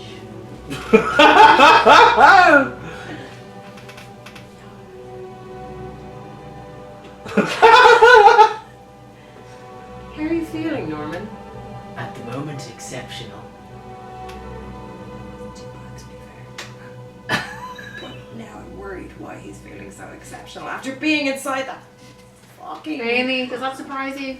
Even though the zone of Yes truth, and no. I imagine, is worn off now. Right now, it's Yeah. literally the zone. And yeah, you would all be aware of that happening. But I'm like, no, it's not quite what we thought inside. Yeah, I only got a little glimpse. You were right to turn back. Why is the moody one stormed off? No, not Cody. Sorry. The moody one. couldn't- Cody is like, what? Yeah, you are quite moody. But no, the monk suffered a psychic attack inside. Oh. He was knocked unconscious. Is he okay? I believe he's still recovering. He's probably got a lot to think about. Did you guys learn a lot in there? No, actually, unfortunately not. But I did learn that. As reluctant as I is it juicy? As extremely reluctant as I am to ask this. You don't happen to have that communication device handy, do you? Once a day, unfortunately. You're gonna have to wait till tomorrow. You used it? Yeah, remember we talked to him? I was inside. Oh. That's fair. Oh, yeah, we used it. So you used it already? Yeah, Right. we did. This. We learned a lot out here. What did you learn? Actually, No. scratch that. I'll go first. No, trust me. What I have to say is significantly more important. It definitely is, but go on. I look at carrots. The Dark Grasp are only the second worst thing happening in this town. Oh, bollocks. You're not dealing with you're dealing with something significantly worse than a cult attacking from the outside. You're dealing with a planar breach inside this butcher shop. Hey, what now? A split in the skin between this plane and another dwarf. Oh, fuck. You have life forms beginning to gestate in that butcher shop. I interrupted one of their hatching cycles. Oh, Trevelyan said something about that. About gestating a... Gestating of, yes, that would make sense. There's quite a lot gestating in there, actually. So what you're saying is, do we need to kill everything, or do we need to get the fuck out of here? Killing everything would be beyond us. Alright, We need to okay. get everything out of here. Right, well, we have ourselves, obviously, or Yes. here, and we have like 450 plus people left in the town hall. Could you pick your favourites? And... I've been here a week, love. Dude, He calls me love. honestly, Very sweet.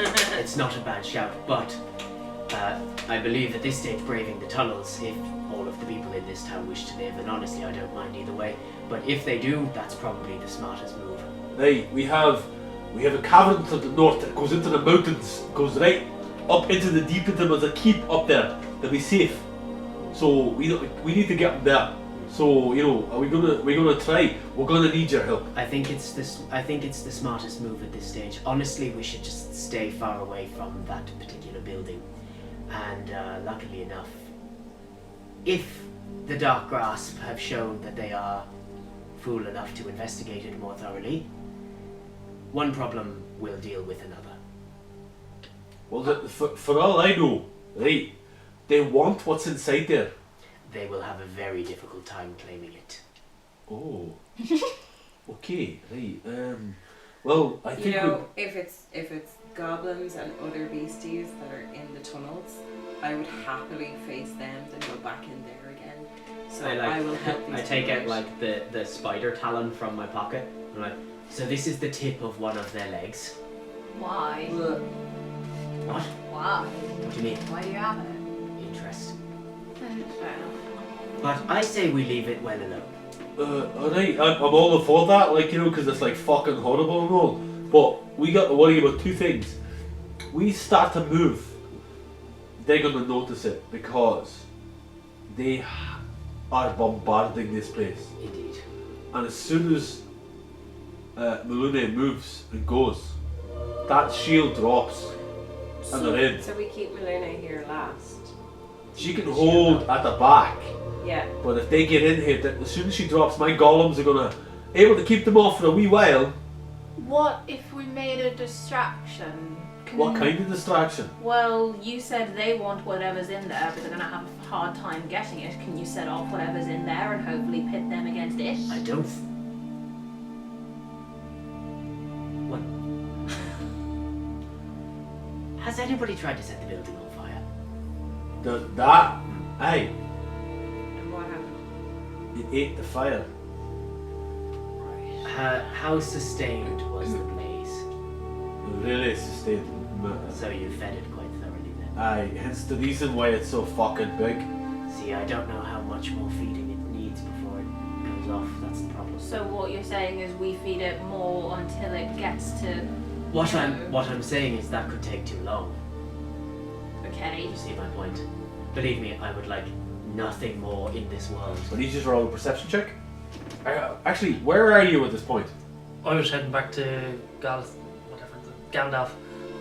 Ganthar. Gandalf. Are you heading back to the town hall? Yeah. So you've left. Yeah. Who's the next highest perception in the group? Is it Cody? Probably Cody. Probably Cody. Yeah. Aye. 10 plus her wisdom skill. Or her Oh, well then it's perception. actually probably Ogun. 10 plus their perception. Where's this woman looking at? Passive, no, Cody's probably quite high actually. So what's Ogun's passive perception? I'm loading it now. If he doesn't have proficiency, it'd be 10 plus his wisdom. It's 12. 13. No, Cody's higher, so you're 13. So you're the same. So Cody and Loran, I want you to roll perception. Okay, Cody is a 4. 7. 7, slightly higher. You notice, ever so slightly at the corner of your eye, as it's happening, as you're having this conversation, that the sharp bramble vines from the side of the building are now starting to encroach on the neighbouring buildings on either side. It's starting to reach out, and it's pulsing ever slow, more quickly. Kind of like, Norman, Yes. look. Ah, so they're growing quite quickly then. Interesting. Balls. They have one less creature to feed. They do have one less creature to feed. I quite. Okay. Here's what I think we do. For the best results. You understand. For the greater good. Greater good.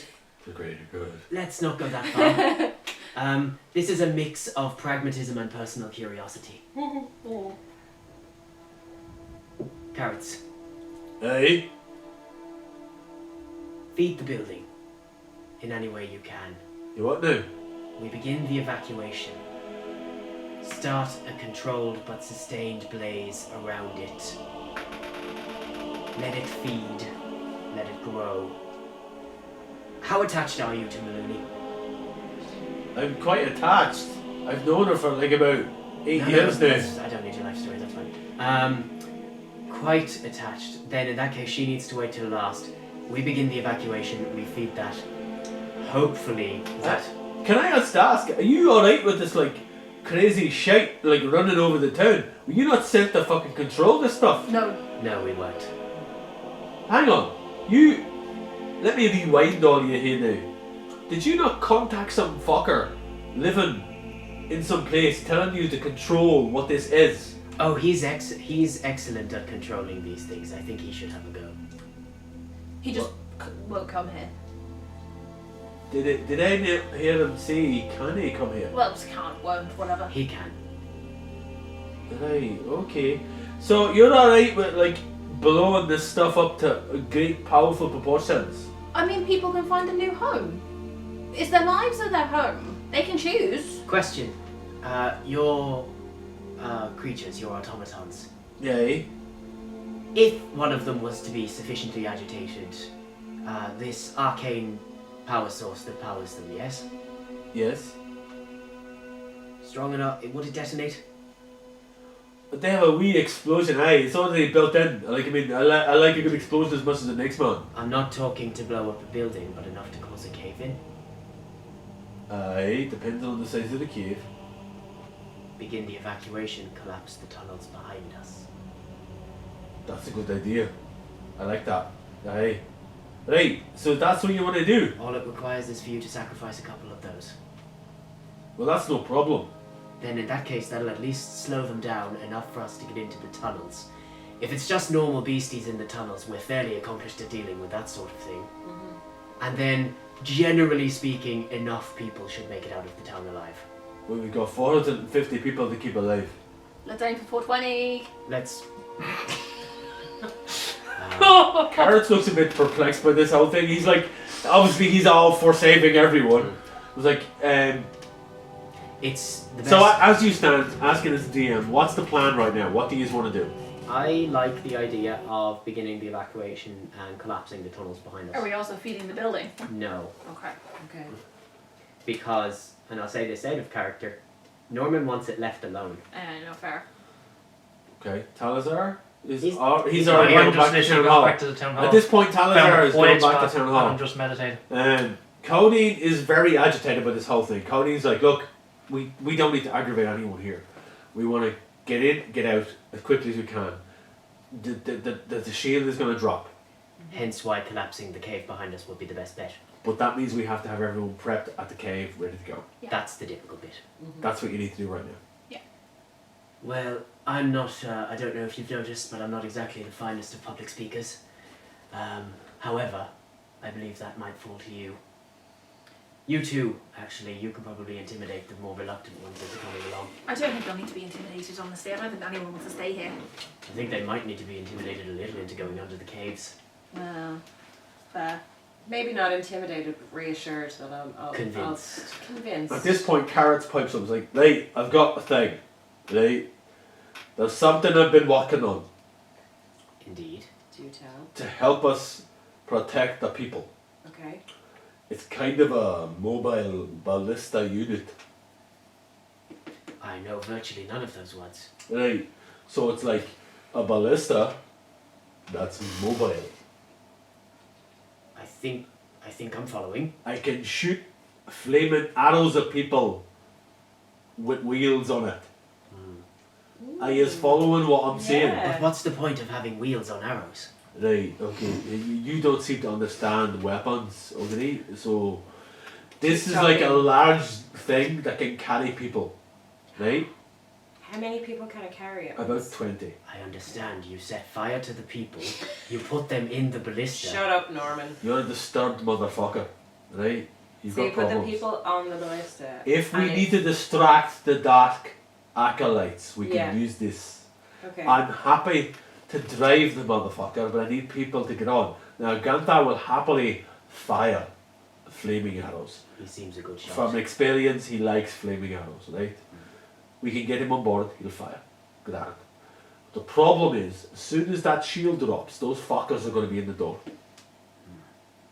It'll be tight. So, where do we go from here? We'll happily get the people out. Yeah. Get them ready. We've got 2 caverns.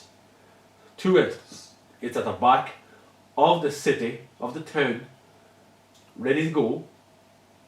And we can collapse them. I will arrange 2 golems to blow in the doors, drop the rocks, will be grand. And then we can take our chances in the caves. Well, the caves have 0 threats we actually know about, whereas this place has at least 2. So, odds are on the caves. Right, let's get moving. So, what do you want to do? You're already back at Town Hall at this stage. What's your plan of action now? What do you guys want to do? I think Loran and I need to go and talk to the people in the town hall and get them moving and get them ready. Is it worth, so that ballistic thing that Carrots was talking about, is there anybody left in the town that can fight at all, or are they just all townspeople? There's townspeople, there's a few towns guards, militia guards. There are 1 or 2 people that can fight, but they're not fantastic. No, but every little bit helps. Yeah. So they need to hang back and let the rest of the town get away Indeed. and help where they can in terms of defending and buying time for the rest of the people. Okay. Would it be worth, and I say this again purely out of pragmatism, would it be worth splitting the able-bodied fighters and the feeble mortals up? Have one group go through one cavern, guarded by us, have the other group go it alone. Let me chime up and see, I think the townspeople just want to be out of here. They want to be gone. So... Well, we all want that, Carrots.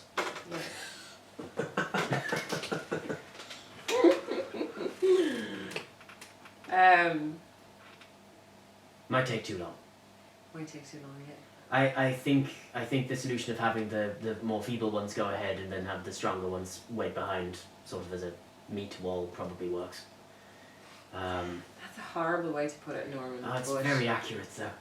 Okay, so you're making your way back to Town Hall. Yes, we discussing are this as getting you back go. to Town Hall. As you're rocking... Yeah? I want to make myself look more trustworthy because I kind of just look like a weird party bard right now. Okay. So I'm putting on my priest's vestments and my cloak of billowing. Your priest vestments and your cloak of billowing. Super strange that you have priest vestments. No, I know you do. I just want to know why. Priest vestments. So you're like a holy person and you've got your cloak of billowing. Okay. So you rock into Town Hall. Talazar has arrived ahead of you. And you see him talking to Ganthar and Malune. Question. Arthur? Yeah. can my potion of healing help against the poison that I got in that butcher's shop? Your potion of healing will heal you up a certain amount of points, yeah. I wouldn't waste it. But how many hit points did you get knocked on the poison? One. That's nothing. That's Okay. It's bare balls. Bare balls. Okay. So You're made of meat. You're grand. But yeah, you're now- not, like, you took poison damage, but you weren't poisoned. Yeah. So. If you were poisoned, you'd be consistently getting Losing. damage. And even then, a potion of healing would heal that poison. Yeah, you effects need through an it. antidote for the poison. Posing? Posen. The posing. Meat heel puzzle. I will hear the posing. I kind of lean down to Carrots and I'm like, what is the dominant religion in this town? Do you know? Well, as far as I'm aware, right now they're miners, so the dominant religion is like ale and metal. They don't really believe in anything in particular. Are you telling me there's a tavern in this town? Aye, there's 4. I'm quite surprised by that, actually. They're miners, man. That's why I assumed they wouldn't be served. And that is the face of a GM that is broken. Our DM is now broken. Thank you, Ryan. You've been saving that. That's the one I've been sitting on since the start.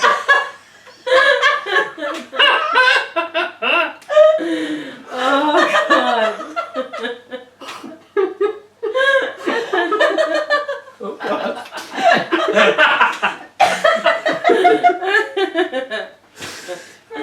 Anyway. I'm the only one that has any license here to make dad jokes. Seriously, like, what the fuck? Oh my God. Oh.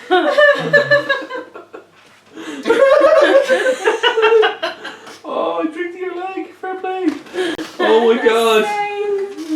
You held on to that so well. You're like, I've been sitting on that since 1 o'clock. That's what she wow. Oh wow. Okay. So they don't have like a dominant religion. What's your religion?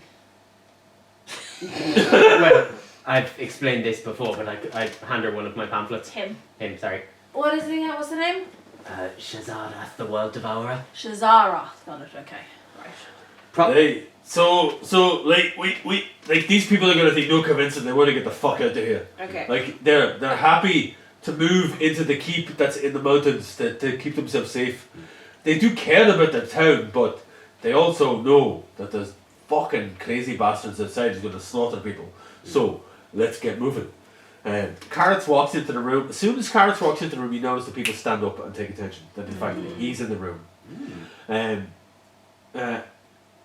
The two people, Ganthar and Malune, move forward, and they're like, Carrots, what the fuck? What's going on? What are we doing? What are we doing? And he's like, right, we're going to move people. They've agreed. They're going to help. We're going to get people out of here. We have a plan. Malune, you're going to have to keep the shield up to the last fucking minute. You notice that Malune is starting to get, like, you can see the stress on her face. Like, there's like it's like her skin is taut. She's like, I'm having a very hard time keeping it up as it is. It's cracking, it's falling. Their forecasts that they have are strong. So we need to move. I will happily stay, but I cannot guarantee the shield will stay up for much longer. You can see the strain in her face. They move towards the mayor, who starts to kind of, he's like nodding, he looks over to the group and he's like, okay. Right, so you're asking him about religion. This is Norman's second thing. This is the secret that's come up. Yeah. Alright. So what do you say your religion was again? Oh, well, it's the mightiest of the old ones, Shazarath, the World Devourer. Got it. Hang on, let me remember my own notes. Yes. He who was there when eternity commenced. He whose maw was among the eldritch choir that sang creation into being. And he whose 10,000 void fangs will close around the world when all is condemned to ash and memories of higher gods. I'm just gonna say Shazarath. That's fine too. If you could get the World Devourer in there, I'd very much appreciate Yeah. it. Okay. Are you saying this in earshot of everyone else? Oh, tell me. We're just kind of like amongst our little group. Yeah. Okay. So I'm just waiting to motivate the crowd then. Okay. Carrots has been speaking to the mayor. Carrots comes forward and is like, right, okay. They're all willing to move. They're all ready to go. They're going to pack up what they have and they're going to aim towards the 2 tunnels we have at the back of the town, right? It leads into the mountain base, drops down, right, into the caverns, and then it's like a steep upwards climb. Everyone's ready to go. Do we need to do this in stages rather than have a full-on mass 450 people? you're a smart man. We have it planned out. It's stages of 50 people per go. Right? Women and children first. We have the militia holding up the back. Myself. We have a slight group of people that are armed. We have Ganther, we have Malune, and we're right at the back, and you folks. Yeah. Yep. Right? You alright with that? Yep. Yeah. Okay, great. I want to ask, do you have any casters amongst you? Right. Do you have long range spells? Fantastic. Right. As soon as Malune... What about Ogun? Ogun does not have long range spells. Oh, He does okay. not Many know. people use as a Ogun is very... spell attack. Yeah, that's Ogun is all very he's got. spitting in your face, farting in your general direction type of guy. Oh, he'll fart on you, but Yeah. Well, Jesus, what spells has he prepared? Again, well, I the will answer is reiterate... none. I reiterate that whatever spells you wish to have prepared for Ogun are prepared due to the fact that D-Man is not here. And if he was, wouldn't make a difference. He's not wrong. D-Man is terrible! No. Shade He it all! No, he just. Pubcast wouldn't be He'd allowed go, actually to give. I'd Wait, let me point out that the present I got from Ryan and Naomi from a comic convention, all tea, no shade. That is D-Man right now. His longest lemonade. range. So he has a couple of ranged spells that are like nerfs or buffs. His longest ranged attack spell is 30 feet. Right, and I'd say that not much are nerfs and buffs, more so nerfs and butts because of his fart Well, powers. it is fog cloud. Yeah. Um, I think the fart cloud has got 30 feet on it. 120 feet. 120 feet fart cloud! Yeah. Now, Sweet Christmas! it's not 120 feet across. It's a 20-foot radius. Yeah. Okay. Bless his cheeks.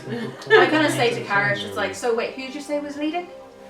Well, you know, Ganthar is going to take the lead. He's Right. like deft and he's quite keen of eye, Right. so he's going to keep an eye on the key. He knows the caves quite well. He's been scouting them out for the last week or so. Sure. So he knows the way. Sure. Have the women and children put onto the ballista, or at least 20 of them. You said you could put 20. What now? The ballista you mentioned. That's for fighting. But Yeah. you said you could carry people on that as well. I could carry 20 people on the ballista, but it's a distraction. Right. So I'm. Okay. Would you be opposed to me going behind Ganthar? It's just with. And I kind of like do a little thaumaturgy, like to cast like a little bit of light. It's like they're gonna need light to get through these things, right? Oh, I can Ganthar's follow. got that ability as well. Ah, fair enough then. Gandalf's got this. Ganthar.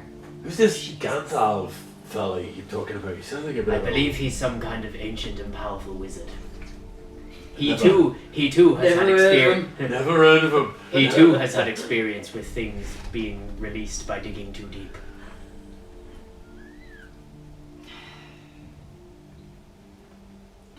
Okay. I was about to go Ian McKellen. Ba-dum-bum-bum-bum-bum. That close to going McKellen. Yeah. Fly, you fool. No, okay. The plan of action is Ganthar is going to lead the way Yeah. of the first 50 women and children that are going to go through the caves. Okay? Miners. But you need to make it. Say You need to make it to the caves in the first place. Right. Malune is looking strained. Yeah. Okay? I need everyone to roll a wisdom check. Yeah. 10. That's a 15. That is a 3. Let me just roll my wisdom. Just literally straight 20 plus your wisdom. Gonna roll for Cody. You roll for Ogun. Oh yeah. Off the table. Oh, Oaken got a 22. Fuck me. That's a natural 1. Okay. You're very wise, D-man. He is. So again, let's go again. What was that? 10. 10. I got a 15. Ogun got a 22. 5. 3. That Natural was a 1. fail across the board. It was a group effort, so that's actually a fail. Everything outside of what you're focusing on right now seems to be going as well. Malune is kind of starting to look a bit strained. I just go over to Malune and just kind of try and teach her some more breathing, just to try and help her calm down. Monk, seriously, right now, my lungs are not what's the problem. Stop trying to mansplain. I wasn't! And Talazar fucks off to the Perhaps you. I said that as Aratir to Talazar, by the way. Oh wow. Norman just kind of shoots Loran a message telepathically. Perhaps you could provide some of your bardic inspiration. I have that. That's what I'm getting at. Where It do I? might bolster her spirits. Where? Oh yeah. Play us a song, little one. Maloney is the one that's holding this back. Yeah, I have Gandalf, Maloney, and carrots. So what does Wow. that do? She gains an inspiration. have a Okay. melody. Yeah, I'm gonna take that to kind of, because Aratir did suggest kind of motivating the crowd and stuff as well. So Loran's gonna step up with his whole. He's gonna billow his cloak dramatically because I can do that to look impressive. What does that give you? Does that give you? No, nothing. Okay. It just looks billows. fancy. Does that not give you an advantage? No. Or something? It does nothing. You can Just take a bonus billow action to make it billow. It looks literally, impressive. does nothing. I remember you asking me about that. I was like, "Can I have this cloak of billowing?" And I was like, "Sure." For those watching, Xanathar's Guide to Everything, the D&D book, full of really flavourful, very funny, absolutely useless magical items. Very good. Recommend we all look at it. Which we have on our D&D Beyond, by the way. Which is where I got the I cloak. purchased the digital version of it. Who we are not sponsored Not by. sponsored. No, not no, sponsored by. no. We really But like they're, them. but they're very good. Yeah. Yeah. So yeah, Just throwing it normally, out there. if you Hit- wanna, like, Hit us up, seriously. D&D Beyond. Ooh. We'll sell you to 800-ish people. We do have sponsors on the way, by the way. We do Yes, have we do. sponsors. Waiting in the wing. They're about to launch. Maybe for Christmas, we might have a sponsor. Woo! Yeah. You play Okay. the candles. Yeah, I was trying to remember. This who's got bitch twirled. over in the corner. It's about as goth as it gets.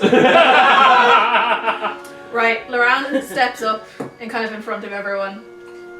Cloak billowing, plucking a few notes on the Looking lute. fly as Looking fly as Hook. Hella. Hella. Hella And he's fly. like, everyone don't worry.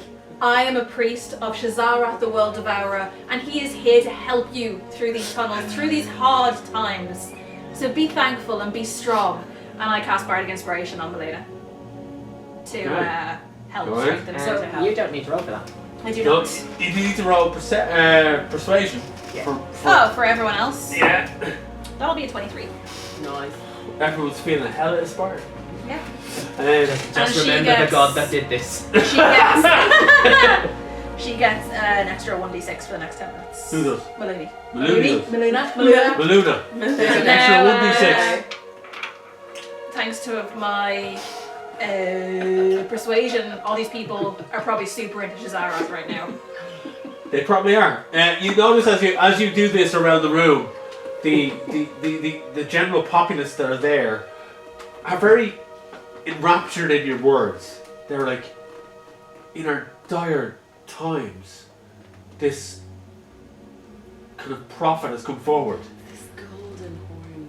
Yeah, it's like A golden god. as from their point of view, it's like this shining light of inspiration that's come forward. You are shining light. Jill will continue to sing as the individuals in the groups. Yeah. Individuals in the room. The entire populace of the town of Breshton are enraptured in your words and feel bolstered by the whole thing. And they're like, yeah, let's go! We gotta go! Get to the caves! Woo! I So just like look at Iran from like across the room and I'm just like, So they surge forward, and Carrots and the group and the mayor and Gantar and Melina kind of like move forward the first batch of women and children leading towards the cave. Gantar leads the way and he leads them off out of the town hall and off to the back, towards the kind of like the north area of the town, which as far as you're concerned is like where it leads into the mountains basically, but there is the town wall kind of encapsulating the entire village or town. As they make their way out, I need everyone to roll a Arcana check, please. ooh, a skill I have. Nope, I do not. I do not either. I rolled a total of 5. I'm gonna roll for Tony. Oh, I'll roll for Ogun. Okay, and I'm gonna also roll for Maluna because you've given her inspiration for Yeah. this. Ogun also rolled shit. Ogun got a 9. So roll your d20 not your intelligence. Plus 0. 12. 12. Okay. Aratir gets that. Again, the Queen of Stealth moves forward. Arathir, Malune, and Codeine all stop and freeze in their place. Malune is strained. She is now down on one knee and is like holding her hand out. She gestures towards Codeine and Arathir. Did you feel that? Yeah. There's something here. There's something in the town. People need to move. They need to go now. Go now. Freaking book. it? And she kind of gestures, and it's people around her seem to move with a sense of urgency. Like you notice that the townsfolk are, even though you had an inspirational speech, they're slightly panicked by this, because for the last week or so, Malune's been a yardstick of like controlled, patience. She's been the one thing in this place that has given them hope. She's been there for them all, and now she's looking panicked, so therefore they're going to panic. So they move quickly towards the town hall entrance. Or exit. Same thing. Out. Yeah, same thing. Yeah. And you hear.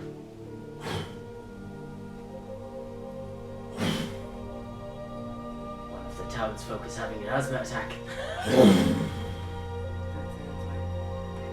Malune falters. She falls to both her knees, hands her staff. Because you need to run That's the shield. now. And she hammers the staff into the ground. And you see a bright shield just emanate out from the staff.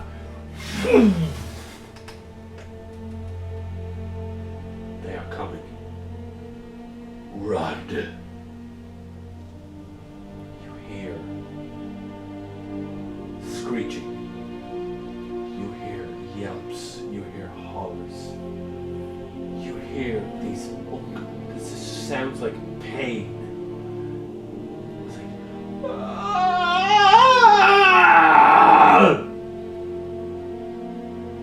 And then silence. And Malune falls. Face down in the dirt.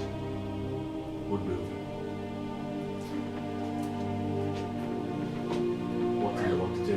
I'm wasting my body inspiration on that. It's alright, you can use it 3 times a day, it's fine. Is the door to the town hall open yet? The door's always been open. I just run out straight out just to see what, and just take a quick look around to see what's. I'm gonna do a quick. Sorry, I don't mean to interrupt you if you wanted to ask what he's doing. But I first of all want to make a quick look at Maluni to see if she's alive. Roll a perception check. Roll a medicine check.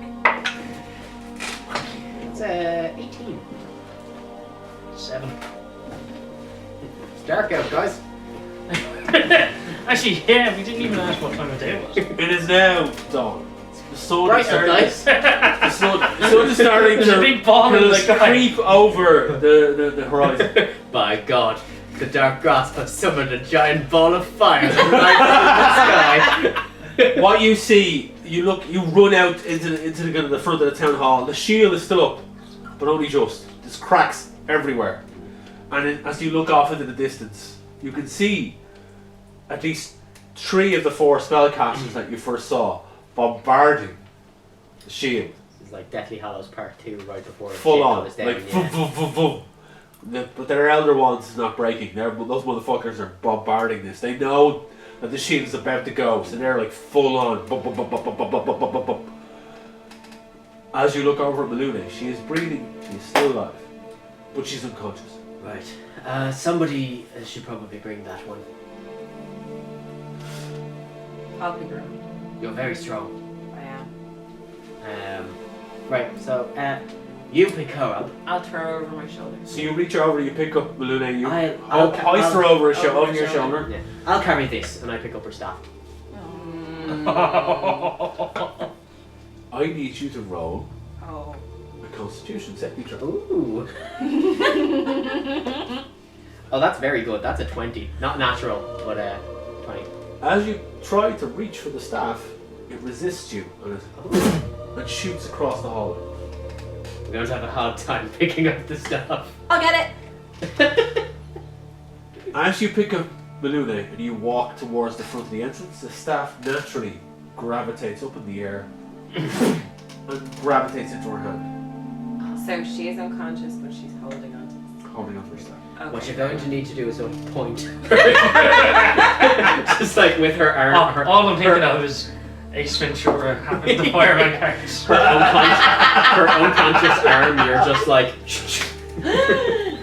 The lock and load, this dead waste that you're This carrying. reminds me of our other campaign with Wayne when we weekend at Bernie's to that guy.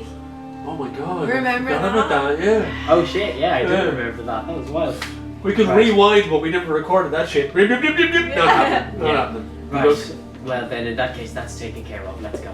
It proves that we played D&D before this game, so it's alright. We actually have played D&D. But that before. wasn't in a D&D game. Imagine that. That was It was Pathfinder. Yeah.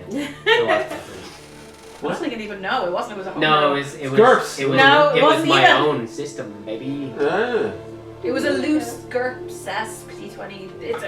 Yeah. it's It a was a thing. thing. There's drama happening right now. Yeah. there is drama. Back to the drama. Talasar just discovered the sun.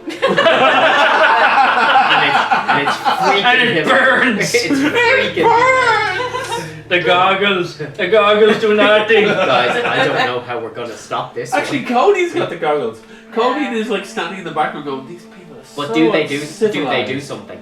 What? Do the goggles do something? Nothing right now, apart from The giving her goggles do 60 feet of like dark vision. That's it. Which is not gonna help against It's the not sun. going to help against the sun. No. So yeah, we'll Can leave, I we'll leave the town hall. Take Like a an soul. action. You can do what you got to do. Can I cast Cure Wounds on Maluna? Luna, you can give it a go.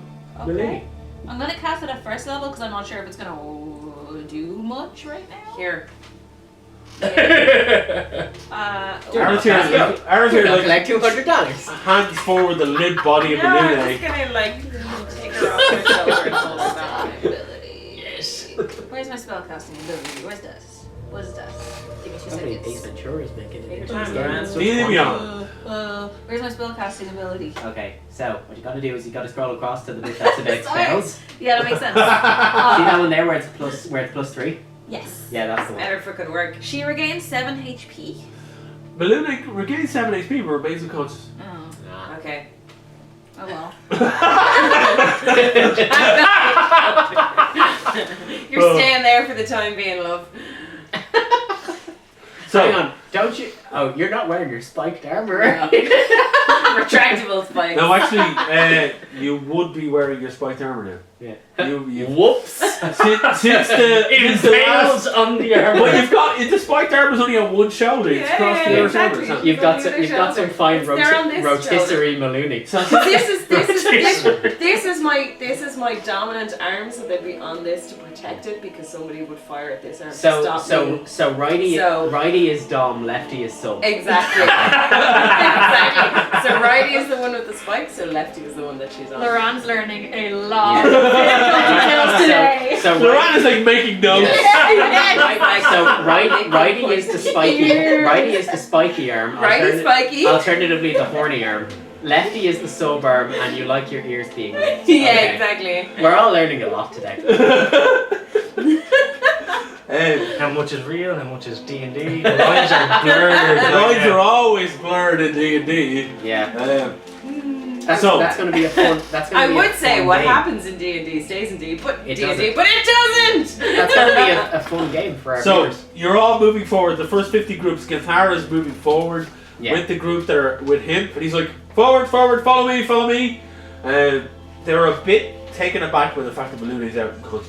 Yeah. Maluni's been there like solid rock for the last couple of days, so like, they're a bit freaked out by this. But they're also bolstered by the fact that there's now a group of strangers there to help them, and they seem to be helping. Help.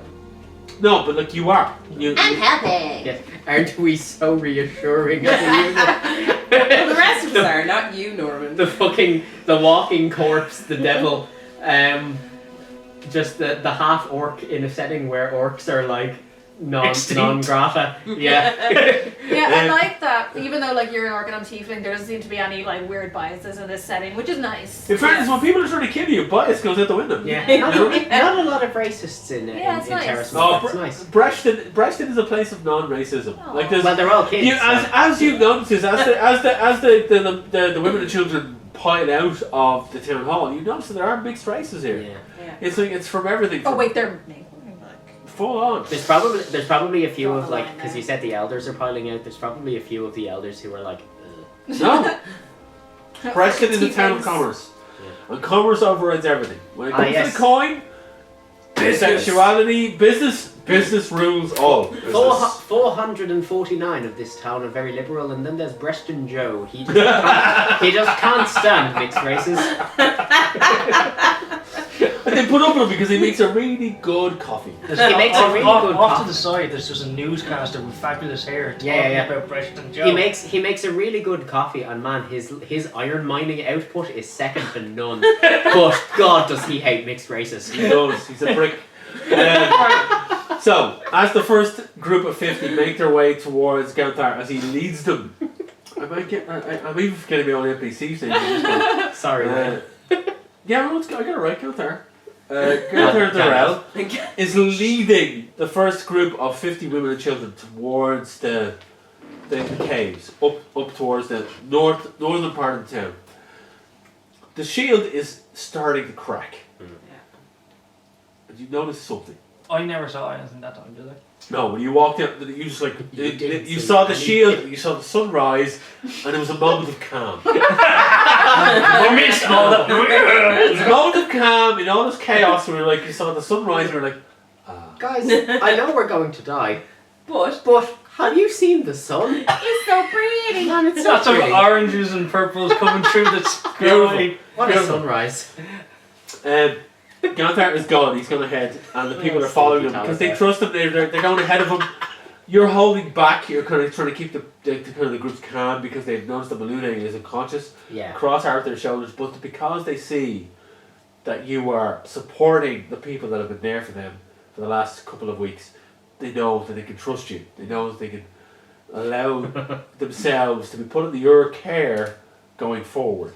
Carrot's like, right, okay, people, line up, get yourself sorted. Right, we need the next group, militia. I want the militia over this area here. The barricades are over here. Sort that shit out.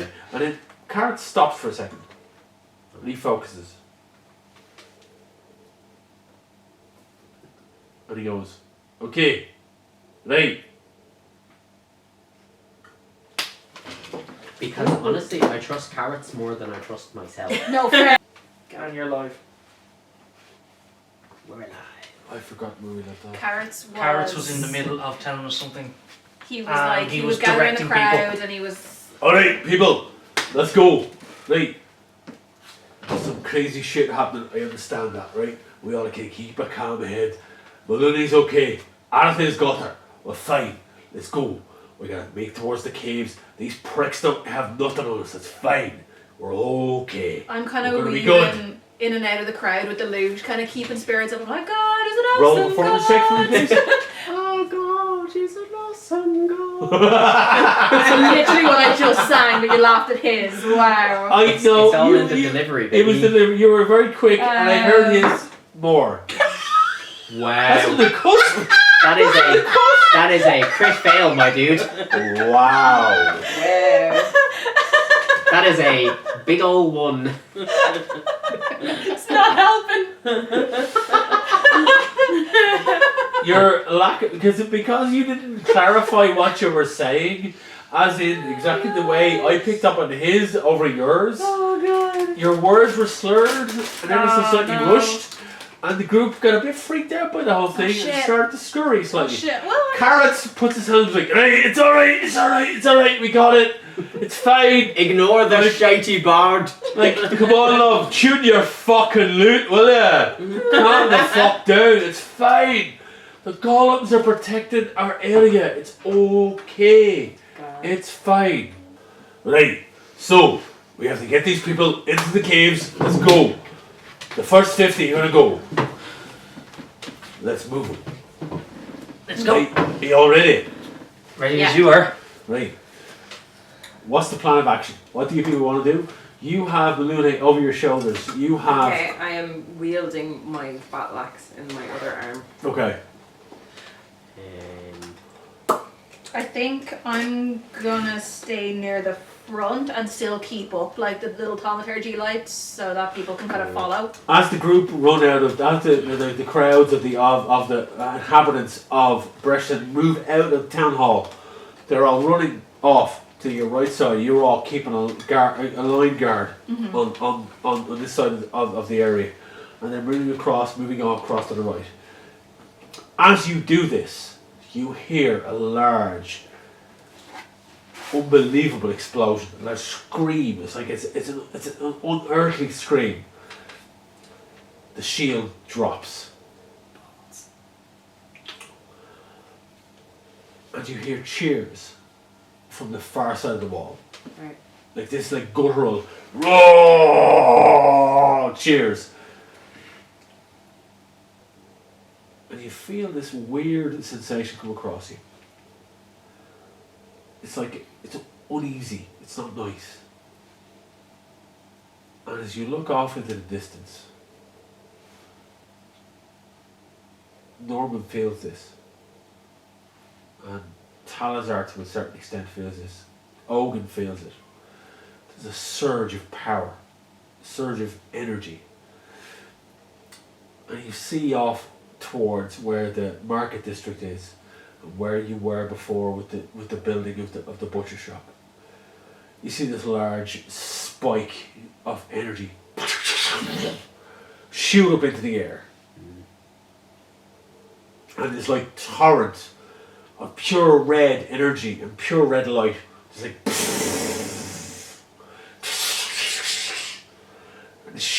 It's like a giant spike touching the sky of red crystal as the townsfolk rush towards the cavern entrance, towards the north side of the town, and you're all like in awe as you see this. You hear like a large cheer on the far side of the town wall, of the city wall, and there's a pounding on the barricades that have been put up, and you see Carrot Johnson's golems come to life on the towers, on the watchtowers, as ballistas come to life and shoot arcane energy towards what you can only guess is the teeming hordes of the dark acolytes as they make their way towards the walls. What do you want to do? I turn to Carrot and say, what's the quickest way to the cave? Goran is leading the way. He's leading the way. He's like, we have to do this in stages. There's 50 people per stage. Like the caves are tight. It's fucking tight. Let me try something. I need to go. I'm gonna try something. You have to trust me. You need to hold the line. It has to work. Trust me. And he goes. And you see Carrot Johnson run off into the distance, into the city. He was the only one I trusted. Oh well. I kind of look at Aratir for direction at this stage. Could it... How many people have gone? 50. 50. We need to get these other people moving. We need to get to start. Yeah. No, sorry, Go I ahead. didn't mean to cut you off. Could it perhaps be that maybe we should just funnel everyone towards the building that's the entrance to the caves and try and defend it from there? That would be the I best. think most so. I prudent don't think we thing have for us any to do. time left to wait and do this in stages. We gotta get everybody out. Mortals. Right. Let's do that. Okay. I turn to Loran and ask him, would you be able to use your thaumaturgy or what to try and get people to skedaddles quicker? Yeah, I cast thaumaturgy. Even to, yeah, What exactly did you need me to do with it? just to get them to start moving. You can set off like a bang.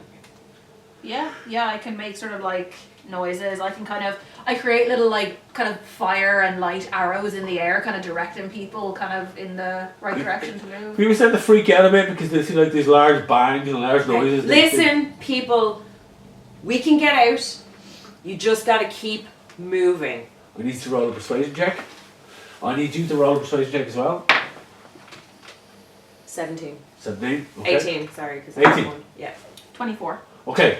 People look at you and you say they go, alright, okay, and they start moving. They start moving really fast. The groups are starting to move towards the general Move area. fast and carefully.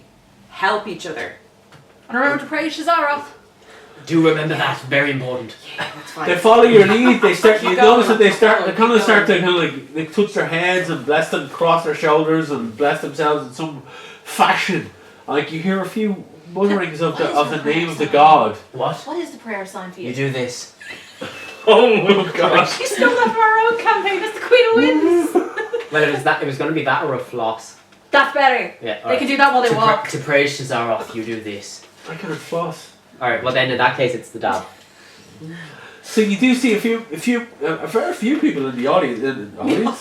In the audience, people in the group of people that are moving towards the caves. Start to dab every so often. Yes. It's unbeknownst to them. Go. And the word of the god starts to spread amongst the people. And you hear Shazaroth being mentioned every now and again. Praise Shazaroth, praise him, praise him, praise. Is it a him? I don't know. Is it a female? I don't know. Moving it. Is it gender neutral? Who cares? It's a thing. It's a thing. Shazaroth will see us through this. And they move towards the cave. I just shoot around a telepathic message. I'm like, you're a genius. Talazar is worried. Okay. No, you just see a bunch of people dabbing and you're like, that is why I'm worried.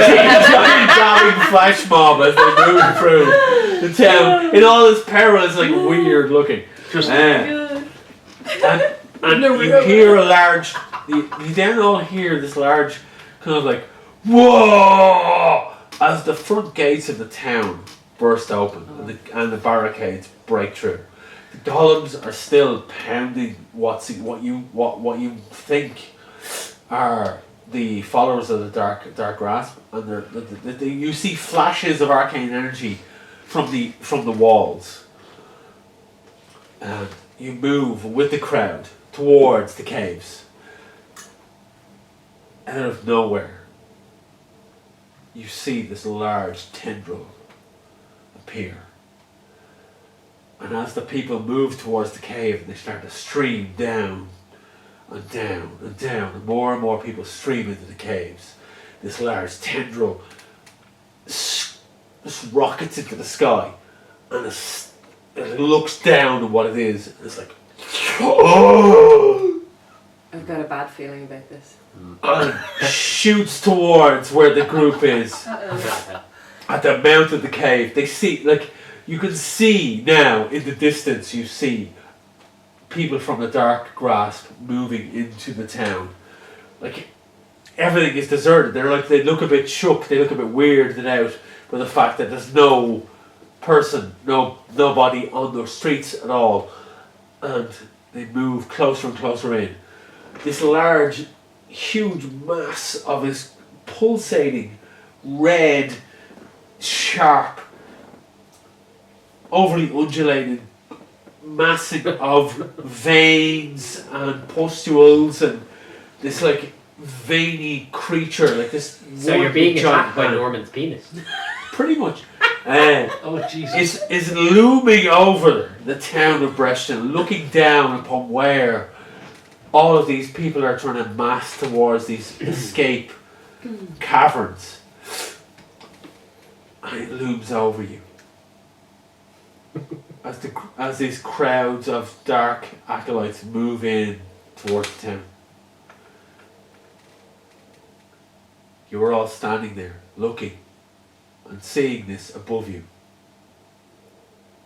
Codeine looks up, Ogun looks up, all of you look up, and in the moment you're like caught in this giant pulsating red light that takes over what you see, and there's these four casters hidden behind this giant pulsating, sharp barb of a creature with no face or head, just this huge vine looking down on you as you try to push these inhabitants of this town, this lost town, into the caves. And out of nowhere, you hear this, "Fuck you, you fucking bastard pricks!" And there's this firing of this, you just see this Oh boy. on the side of this creature. Carrots! A couple of these, like you see these, the first line of these dark acolytes are hit with this barrage of exploding, like barrage of bullets that hit it. And this giant mobile ballista skids into view. And it's like, "Fuck you! Yes, fox!" And it starts firing. He's rotating this giant crank that is firing volley upon volley upon volley upon volley on this huge snake-like creature that overlooks this town. He's like, "You can't take me, you pricks, and you will not take these people." And Yes, Queen! He keeps firing. Yes, Like, opportunity for taking my freedom. "Alright, you motherfuckers, get the fuck on, we're getting the fuck out of here. Gathar and Maluna are gonna carry this thing." As you notice this, as he shouts, as this creature takes damage from these barrage of ballista firing things, Malune wakes up. Oh shit. Okay. Sits bolt upright. Well, she can't sit On because she's your- over my on shoulder. your shoulder. Sits on your shoulder, bolt upright. Oh, hey! And You're awake! jumps down and slams her staff into the ground. Nice of you to join us, love. And it's like, there is a small group of dark acolytes that make their way forward that seem to have missed this first barrage from carrots. I need everyone to roll initiative. Oh shit. Not bad at all. Is this where Laurent Natural becomes- 20. Mediocre. Tom, check that shit. Well, Where's I got mine? a 12. 19? What the 12 fuck, minutes for you. Laurent? At least What? we've at least That's me. 15 minutes left on that. Okay. Why that boy so fast? That's me. I only have a +1, but I just rolled an 18. You only have a +1. For initiative? Somehow I have a +2. And I am a corpse. What's initiative again? It's your dexterity modifier. Oh, Initiative, dexterity. So how- 22, but natural 20. Oh shit. Y'all motherfuckers are fucked. Okay, so we Ours have here is like in the front end, we have 4 members of the Dark Acolytes that we see come forward. Just running in. Come on in. So 25, Fuck you 20. motherfuckers. Ours here, what you get? 22. Natural 20 with 22. Fucking Sonic the Hedgehog over here. I'm gonna roll for Cody, roll for Rogan. Oh yeah. Oh, that's a 20 as well. Wow. Nice. Not a nat. I should add. Not Okay. a nat. So 25 to 20, we've 22 with ours there. Who's after that? Is it Ogan? Ogan. Hogan. Oh, will then- be 20. 20. After, so we're gonna go 20 to 15? 19. 19. 16. Laurent. So we have ours there. Ogan. Laurent. Talazar. That's 20 to 15. 15 to 10. 12 12 for For Lauren. for no man. We're gonna roll for. Okay.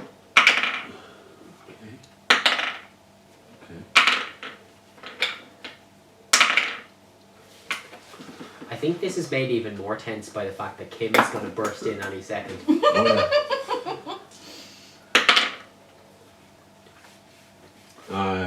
What were you? I was 12. 12. So, Cody is 17. She's so fast. She's swash. So she's having a pretty She's good. Acolytes buckling are some between. swashes. The acolytes are between 10 and 5. So, So her, 10 to 5. Have you? well, I got 13. Like. 13? Okay. I think the acolytes are the slowest. What you get? Oh, my initiative. 19. 19. Whoa. So I think it's me, Ogun, and. Yeah, the actual You the are acolytes, gonna the run acolytes are first. rolling last. Yeah. You never get good acolytes. No. It's hard to find good help. Okay, It is. so as this chaos erupts around you, you notice that 4 acolytes push forward the front of the charge, and they are there in front of you, and they're looking a bit confused. So we are into Arthur. Okay. Artier. Artier. Arthur. Artier. A rat here. Our tier. I've been drinking wine. Alright, Wayne, we're all drunk, alright?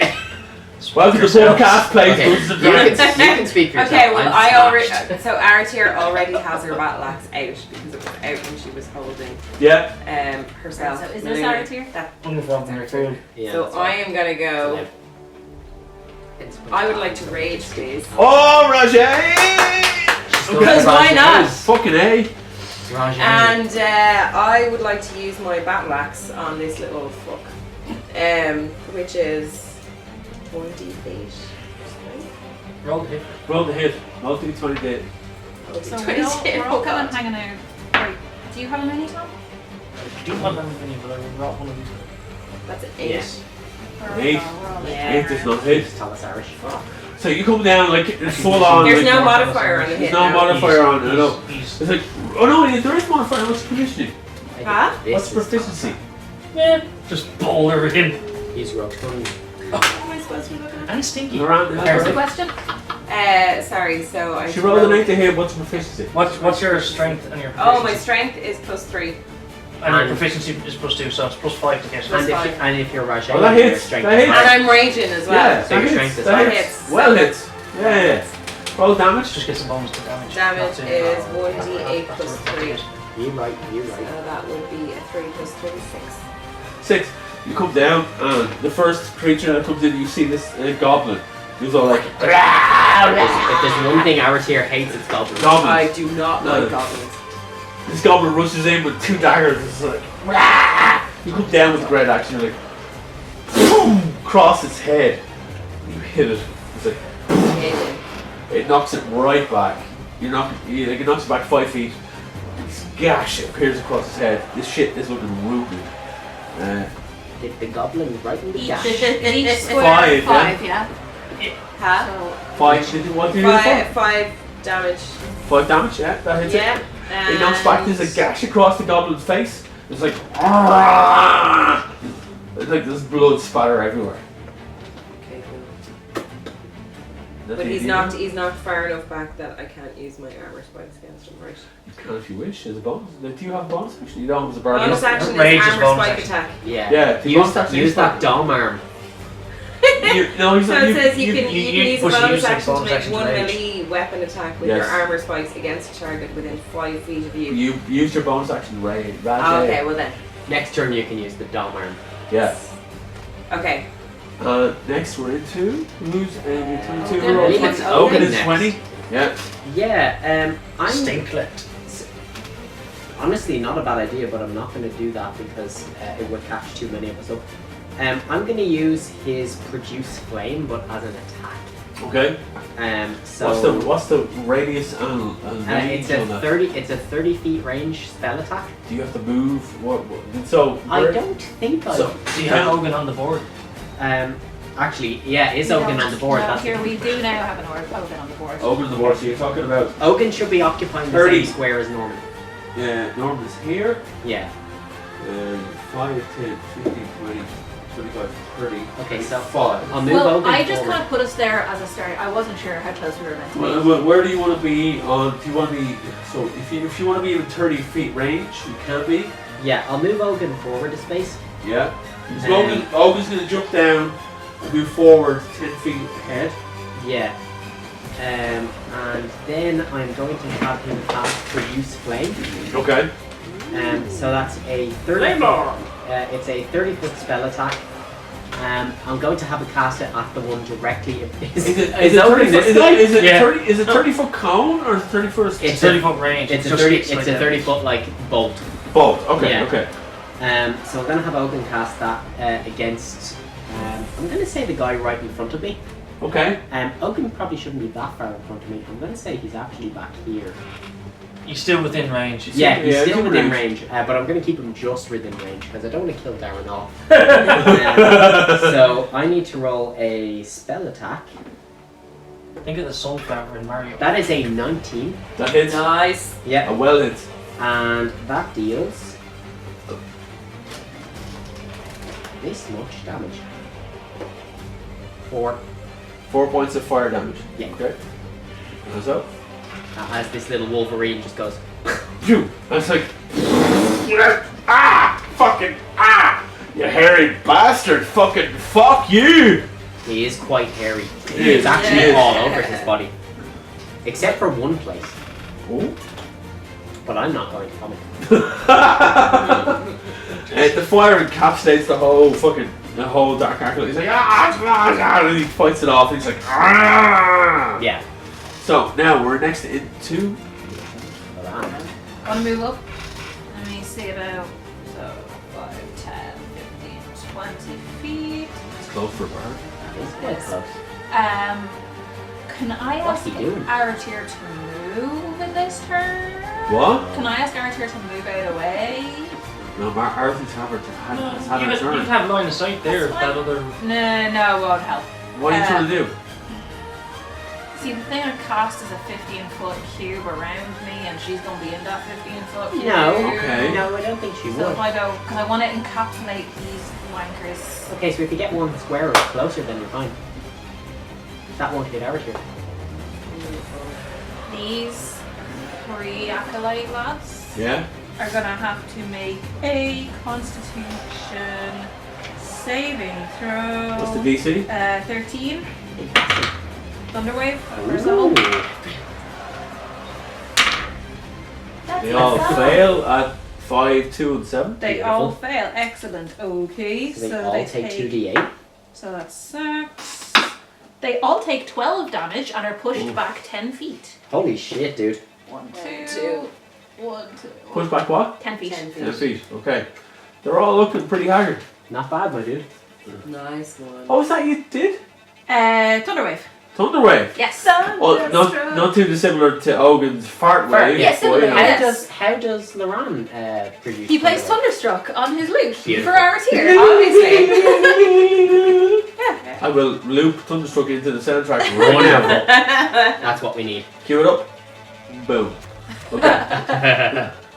So who's next? We have. Is it? It's Salazar. Talazar. Talazar's next. Talazar's gonna move this guy, so. Oh yeah, 10, Talazar 15, has ludicrous 20, speed. 25, 30, 35. Boom. He's And moving just at the speed hit of him the with lad. the bow staff. Extendable bow staff. The extendable Is it staff. extended though? Is it erect? It is very It's erect. always erect.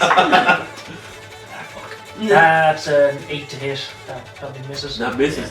The Yeah. bow staff comes down, and due to the Thunderstruck, the whole thing is like, oh fuck this Yeah. noise. So- So it's like leeching backwards and you like swing through it. Talazar's propping erect I'm- bow staff I'm doesn't do gonna- so well. Drop a key point and do Yeah. flurry of blows for. For Oh, floor dice. pick that shit up. That misses, Was it? and that might hit at 11. 11, just solid 11. That misses as Solid well. 11. Just like it. That does go in jail. And for some reason, the Thunderstruck is still knocking this poor bastard for fuck, and the flurry of blows misses on every occasion. You're keeping up the standard of rolling for Tom, man. It's funny. Amazing. It's funny that even when you are here, your rolls continue to be low. Not Oh. gonna say anything, but your daughter did with my dice, so she might have jinxed me. No, your rolls have been bad since the start. Oh shit! I am an asshole for that. You How have dare. angered the DM. Oh no! Talazar's dying. You have angered the DM. Oh, how Oh, good. shit. I don't know how to do it. Do your best. You can do it. You've angered the DM. Oh no, Tom. It doesn't I have knew you quite well. the flick that the other ones have. I am the Sam Regan of this Good game. luck to your life. I'm just seeing that out of the corner of my eye. Wayne Oh, you fans suck himself like a and then dead. downs a drink. Oh, that's something. Do not besmirch the DM daughter of the game. Shit. I am sorry. Darkness. Right. I just imagine like a black screen. Next coming up, around we you. have Aratir. Let's move on. Oh shit, it's the beef. Hang on. Has Are the acolytes gone? The acolytes have not gone The because they're acolytes low, are last. really What- fucking low. What about Right, Ogun. Codeine? Cody rolled. Oh, Cody's actually next. Sorry, apologise. Cody's next. Sorry, I'm just looking after my girl, Kate. No, you are. Cody Good, actually rolled quite well. I She forgot. did. She's on. The, no, she. Cody's here. Cody's gonna move in and throw in a couple of fucking Shit for actual cooling. quick bolts A into bit of badoo-badoo. into this motherfucker right here. So Cody's gonna roll for attack. Oh, it's gonna hit. Oh yeah, And that's gonna it's hit. dead. Right, so that's two quick, Codeine hit. and we're gonna roll for damage. Codeine do damage. That is, that is 12 points of damage into this motherfucker right in the center. Yep. Little boy. And that's gonna, hang on, he's already seen. Damage, yeah. He got. Yeah, he has. Yeah, because So Moran Cody takes out this prick right here. Codeine do real good. Yeah. Dead. He dead. He Yeah. did. And then Cody's gonna draw back 5 feet behind. Hang on, It's where's like he? That's literally where quick 2 short bow shots into that 5 feet motherfucker is and then only drop one back. square, right? Yes. And now we are into the acolytes. The acolytes are now going to move forward. And we're going to move forward to, that fella's going to move forward to Cody. This guy is gonna Yeah, sorry, not Yeah. Cody, to Around Arthur. to me. Yeah. And roll to Heading attack. for the beef. That is a natural 1. Oh, nice. Oh, So are you it's gonna like- hit yourself with your own weapon? It's just really, boom, and the weapon gets stuck in the ground as Yeah. as Arthur like sidesteps and goes, having none of that. It's a beauty of the DM's art when you're like, it's a natural 1. Natural one, the weapon like this serrated blade just gets stuck in the ground, and Aaron is like, "Come on, bitch, please." motherfucker." Next, we're gonna have this central. It's gonna move forward Yeah, that's No. alright. towards Loran. Yeah. Move towards Loran, and we're Did I gonna get move an into opportunity attack. attack on that? Are you in Because I next was to him? Yeah, I was right next to him. If you do get an attack of opportunity, Oh shit. That's 20 to hit total. 20 to hits. Yeah, 20 And hits. That would be. Did you get him? Did you get him? That's another 4 points of damage. 4 points of damage is enough. Oh. he dead? How do you want to take it down? Just crack him across the head like a clothesline. So Nice. Talazar Hit him comes with the in and it's like. clothesline. Boom, boom, boom, boom, boom. And you can see this motherfucker's jaw dislocate. It's like, That worked well, actually. and it drops. You're dead. Clothesline from hell. Okay, so there's only There's only one left, really. of Two these. left. 2 left. 2 left. Drop that guy down. Sorry, don't get confused. Which guy? That. No, you've taken No, out. I've already taken Gone, him. gone, gone. Yeah, yeah. That's me. Talazar. Talazar's there. So we now have this motherfucker. Now we're You top too. of the order. So we're back Back to to Aratir. Okay, I would like to use my long sword for crack. Because why not? I didn't go. Did you not go? Done yet. No. What was your roll? 12. Okay, Oh. here. Go after the You were at the end. Yeah, I was supposed to go after Loran. Yeah. Sorry. No, apologies. after. after the. So, acolytes. you go now. What's her face? You go now. Coding. Pew pew. Which is my turn for Eldritch Blast. Eldritch Blast. Because I'm a warlock So and I beautiful, have one God. move. And you do have a I do have line of sight. Oh, that is a 22. Wow. Fuck me, that hits. Yep. Where are you? I am He's praising the sun at the back. here. He You're- faced you're up himself to- in the back. Oh, Yeah. hang on. That's Ogun. Yo, I'm that one. I'm the one with the fire. Yeah, but this The is little Ogun, one right? is Ogun. Yeah. That's the little one's out. So you're going after which guy? He's The I'm one going guy after, left. I'm gonna go after this guy. That's No, that's me. Talazar. That's Talazar. You're There's over one here. guy I'm gonna go left. after this guy then. That's why I leaned in because I was like, yeah. Are you also going for Talazar though? No, I'm not Well, gonna this go. guy is still alive, but not He only has much. one beam of Eldritch energy at this Yeah. level. Once I hit level 5, you guys are fucked. But for now, I'm good. So that is a hit, and that does 1d10 plus 3 damage. Do it. That is a 8 damage. Damn it, he's already had 12. Yeah. And that's enough. The Eldritch Blast catches this motherfucker across the chest. Dead. And he's just like blasted and splattered against the wall. Mhm. And all all of you are just standing there in the courtyard and you're like, "Fuck all you motherfuckers!" And There's this, still one left. there's not one left, is there? Yeah, There's there's not not that a little No, goblin that's fucker. I thought that's Ogun. No, that's No, Ogun. that's That's Ogun. Ogun. I That didn't guy- kill this guy. That You're guy, all that very guy's drunk. no. Oh, Okay, we're he's, so he's sorry. hanging. He's hanging. Apologies. I'm like, yeah, okay. He was the first Look. one who got attacked, and he So was now just we're attacked. talking Pointed it out around doesn't out mean there, it's and more- there's one it's guy more left. appropriate. I'll just use my long sword.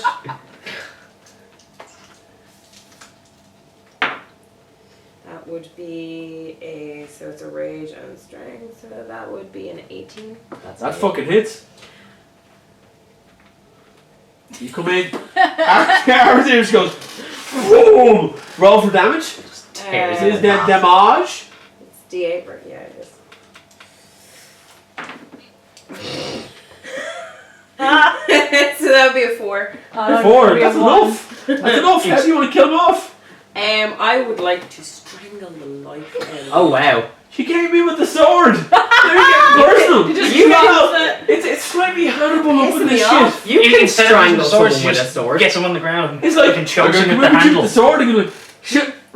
Yeah. I Archie gotta like threaten him. I gotta threaten him with the sword and then Yeah. be like, "Do you know what? This is just personal." pins him down, but then like straddles and goes for It's the full on, like- Loran is just like. I'm just thinking of Xenia on the top. Loran's yeah. getting so hot. Yeah, Xenia uses the thighs Yeah. to squeeze the life No, out I of it. like that more. This shit is getting dark as fuck. It's getting dark as fuck, but also it's very horny. Loran, like, loud enough so she can hear is like, I want her to choke me like that.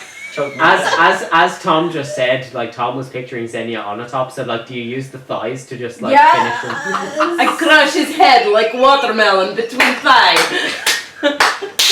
Like that was the quickest session of action in any session we've ever had where you've taken down these motherfuckers because they've been quite low level.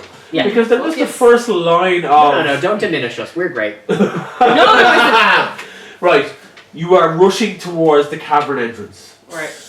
You have seen Carrots Johnson on top of his mobile ballista. Oh, He's man. like, right motherfuckers, get the fuck on. That's the next NPC I'm gonna seduce. Oh no. Where's Malune? Malune is holding Malune. fort at the entrance of the cavern. Okay. Oh yeah, Maloney woke up Yeah. Yeah, she woke did. up. Yeah. and Gandalf went ahead. And Ganthar. Gandalf went ahead. you notice as the giant pillar of this shardic, spiky essence of this bright red power looks down upon you, that these tendrils shoot out towards you. Balls. That sounds very hot. And Karis goes, get the fuck on or get the fuck off. Let's fucking move. Let's get on it. Go. I really want to throw something at it. Yeah. Let's get on the big Do tendril. you have javelins? I have a javelin. Would anybody like to fucking enchant my javelins from like max? That will take a while. Yeah, That will no take a panic. while to enchant the javelin. But Can I- we- can but I- can can I shoot throw it at real- it anyway? I can shoot real good. Codeine at this point was like, this is not what I signed up for. This is fucking strange. You're all weird bastards. Fuck all y'all. And she clambers up above the top of the mobile ballista. Ogun just seems to be in the element. Ogun is into this. Ogun is fine. Yeah. He's just like, no, that's a perversion against the natural order. I'm into it. I can take it down. I So- love that Ogun is now Scottish as well. Ogun was supposed always to be. do, yeah. He's always Scottish. Always has been. Because Ogun Yeah, is dude. a druid and Doesn't say that. Something. something. And again, it's leading into his backstory. We might not get there. Okay. Okay, so let's not game this motherfucker. Let's Look at go. the face on him! I just So- realised something that I'm not Okay. supposed to know. Ignore me. I think Okay, I realised so- the same thing. Carrots turns the mobile ballista and like revs it up and it takes off. Right. And you notice that the red tendrils turn and they're like towards you and it's like lightning strike. It's like it shoots towards you in these sharp turns. As out of nowhere it thinks you are the focus of its attention. Everyone in this mobile ballista needs to be taken down. Have we gotten everybody down into the caves? It doesn't care. The people are streaming into the caves. Maybe that was my bad. It seems to be focused on what you are. Right. Everyone on this mobile ballista seems to be the focus of this power. You notice as you turn, everyone roll a perception check. 1, baby!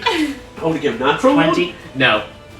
I rolled a 20. I just got wine all over my 15. iPad. 8. Oh no! Oh, sorry, well, in that case, I guess it's a 3. 15. Yeah. 20.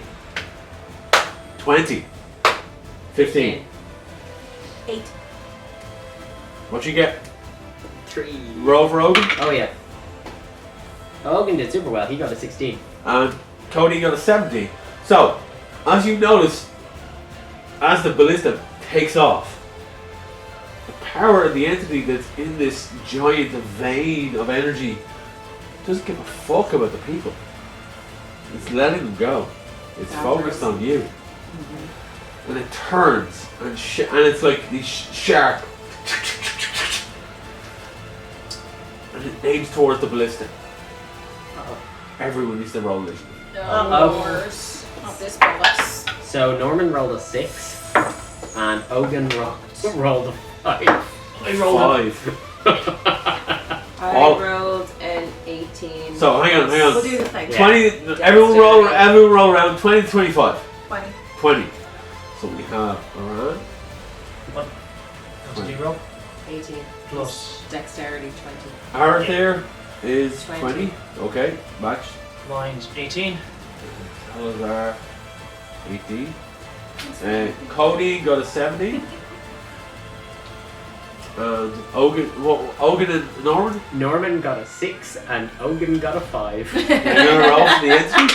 Kind of works. The entity got a 3. Ah, nice. Haha, So, We all get it. so Norman got a what? 6. Slow ass entity. And Ogun got a 5. 5. 5, and the entity got a 3. So, and I'm gonna roll for carrots. Although, as you were saying, it does make sense because Ogun is on my shoulder. Yeah. Yeah, Ogun, carrots got a motherfucking 15. Hang on, Carrots is in this combat. Oh yeah, Carrots he's is on the driving thing. this bitch. Wicked. Yeah. Carrots is our boy, yo. I do love Carrots. Okay, I don't love so we are straight into Arity. Okay, I am going to take my motherfucking javelin, and I would like to rage, please, because I think it's one. You are still raging from. Yeah. Well, Yeah. No, it's it's 10. it's a 10 different. turns. It's a different turn of combat. Yeah. So yeah. Rage is- yeah. Can I re-rage? You can re-rage. Is this Okay. your regular javelin or is it your motherfucking javelin? my default position for my javelin is motherfucker. You are here to fuck mothers. You have that etched into the side of your javelin. Motherfucker. If you haven't gathered by now, the entire thing that we are trying to do is we're trying to have fun playing Dungeons and Dragons. Extremely. I mean, if nobody has fun playing, you can play any version of Dungeons and Dragons and have fun. Yes. So that's Part what of we're that trying Part to of do. that be is an drinking a lot. 18. 18 hits. And I need to roll a Damage? D8 for damage. So So it's a 1d8 D8 plus your Oh, strength. sorry, no, it's not. It's a D6 Oh. plus 3 plus strength plus rage, right? That's a lot. Yeah, I know. You're so So strong. that's 4, 7, 10, and fuck, rage. What's your strength? 3. Okay, so and your proficiency is 2, so that's 5. 5 And plus plus 2 3 Plus is 2 8. again, so it's 7 plus what you rolled. 12. 12. 12. Jesus. 12 points of damage to the entity. Okay. Oh, she's so strong. Noted. Boom. I'm gonna. Arthur throws the javelin and it like pierces the entity as these sharp barbs of it literally looks like rose thorns and barbed wire as they encapsulate the whole entity as it tries to chase you. As Johnson is like cranking his feet and running the ballista as it goes. The entity tries to engorge you and the javelin throws through it and you see this gap appear as you hear this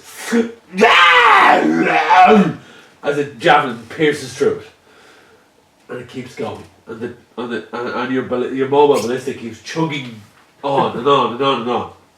Oh, so the javelin just keeps going.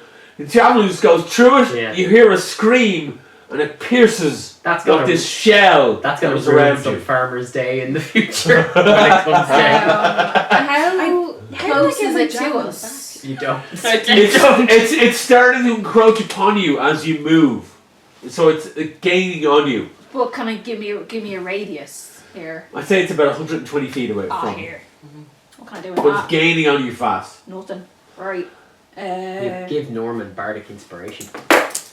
Yeah, I suppose I could. Everybody should help Norman. Really? Yes. Cody like readies her daggers. And it's like, what the fuck? And then readies her like short bow. It's like, I'm gonna shoot this motherfucker. Ogun. On edge. Ogun is like, "Arr!" And you see this like his paw reaches out and the flame appears, and he puckers up his ass cheeks, ready to fart in this general direction of this For the sharp cloud. as I have been rolling for him for the duration of this session, Ogun's ass cheeks have been puckered. He's ready to Jesus Christ. So who's next? That's the t-shirt right now. go. I think What's you're your- next. what's Yeah, your- no, Lorana's next. Yeah. Right, okay, in that case, I probably will give Norman Bardic Inspiration because none of my attacks are long range. So, again, I'll just pluck a few notes and sing the old Shazarath is an awesome god. And Oh, that's a very good tune. it is. And so, yeah, you get an extra inspiration die, 1d6 for 10 minutes. Sure thing. So you can use on an ability check, an attack roll, or a saving throw. Works for me, Yeah. baby. Cool. Okay, As a next. bonus action, I'm going to make my cloak go. You get an ability cloak, and the large swarming array of barbed wire of redness makes no difference whatsoever. Yeah, good. It's Next okay, we are into. Then we're into. You're on deck. Well, I sure do have one move. And that move is going to be Eldritch Blast in the direction of the entity. Hang on, let me check. What's the distance between us No, and it? I'm checking my initiative. It's actually.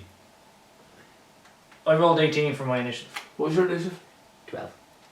No, for this round it was 6. 6. You're up. You're Yeah, well you're back. I'm on deck. Yeah, Right. you're on deck. What's the You're distance? up, and it's actually.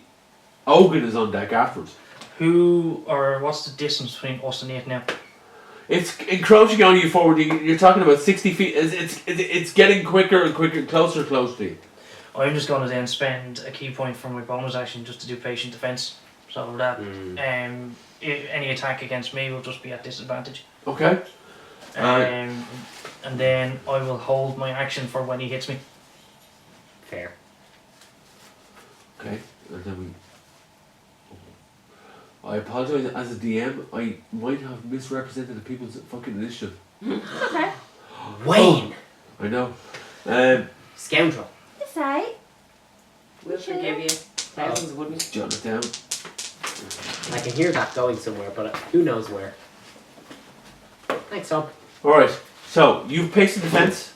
Patient defense, yeah. We are like. Cody is now going to take. Yeah, Cody got 17 as far as I'm aware. Yes. People that sounds rewatching right. this video are going to go, oh. But Cody's going to attack. Look, Uh, people oh! who are Cody rolled 18 nice. Nice. attack and to damage. People who are watching this video, we're already on the far side of Tipsy. It's fine. Yeah, it's grand. Well, I Who's mean, coming? if you're gonna tune in for a show that's gonna say Pubcast plays Dungeons and Dragons, Yeah, good luck to you. it's in the name. Cast, guys. Yeah. We may not be at a pub, but we drink like we're in one. Kim, just pretend you're not here. Right. Right. Tom has resumed patient defense, and as he does this, there is this quake throughout the ground. Everyone feels it. It's like this, and these tendrils start to creep and push and pulse and burst throughout the ground of Breshton as you are trying to push the inhabitants towards the caverns, and all of you fall. Oh, shit. No. Every single one of you fall. You see Carrie look up and you see Carrot astride his ballista, and you fall deep down into the ground. Darkness encapsulates you, falls across you. And you're like, what the fuck is going on? And you hear these screams from above. And then there's darkness. And you wake. You've no idea what time has passed. You find yourself in this dark and deep cavern. Everyone roll perception. 21. That's a 15 for Norman. 15 for And Talzar. a 2 for Oak. That would be a 12 For for Codeine, Archer. I'm going to roll. Ooh, everyone's rolling mega high. We're this doing pretty session. well this session. Mega high this session. Yeah, man. Codeine rolled a 14. You all fall. And you don't know what time has passed, but you wake up. But you feel this is a weird feeling. It's a deep feeling inside of all of you. That you're being watched by something. Something has its eye on you. I don't like it. You don't know what it is, but something is watching you. It's me. And because everyone rolls so high in perception, you can hear. Watching me. You feel like you can hear these distant screams, and it's like calls of pain in the distance. You don't know what it is. You all stand up and you move. And you move through the caverns and you feel this overbearing feeling of something watching you. Looking upon your every essence of being. What you are doing, what you are feeling. It's like seeping into your heart. You know it's there. Don't like this one. And you find yourself walking through these caves, and it opens up into this cavern. And you look down and you see these like drops of gold coins, weaponry, and it just starts to lead off into the distance. There's hints of things, and you see a few bodies. We died. And you see a few chests of gold, emeralds, rubies, diamonds, all laid out in front of you. There's this essence of you're always being looked upon. You feel yourself being watched. There's something in the background seeing you from a distance. You look up. Everyone roll perception. I think we're dead. 22. 19. 20. I rolled 19 as well. And Oaken rolled 4, so Oaken can't see shit. As you look up, you see these tendrils of red.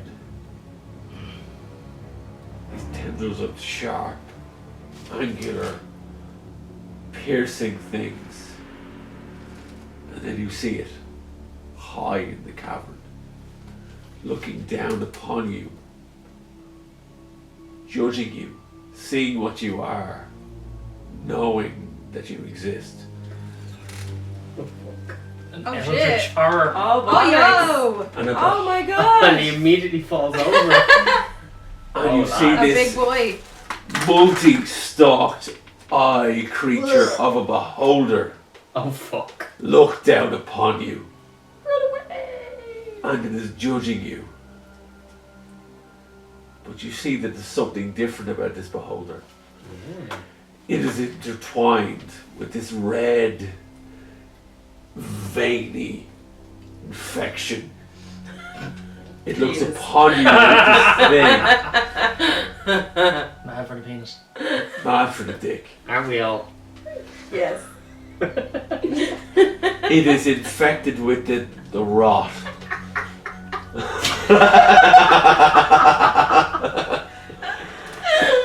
Oh man. Can't. I can't even.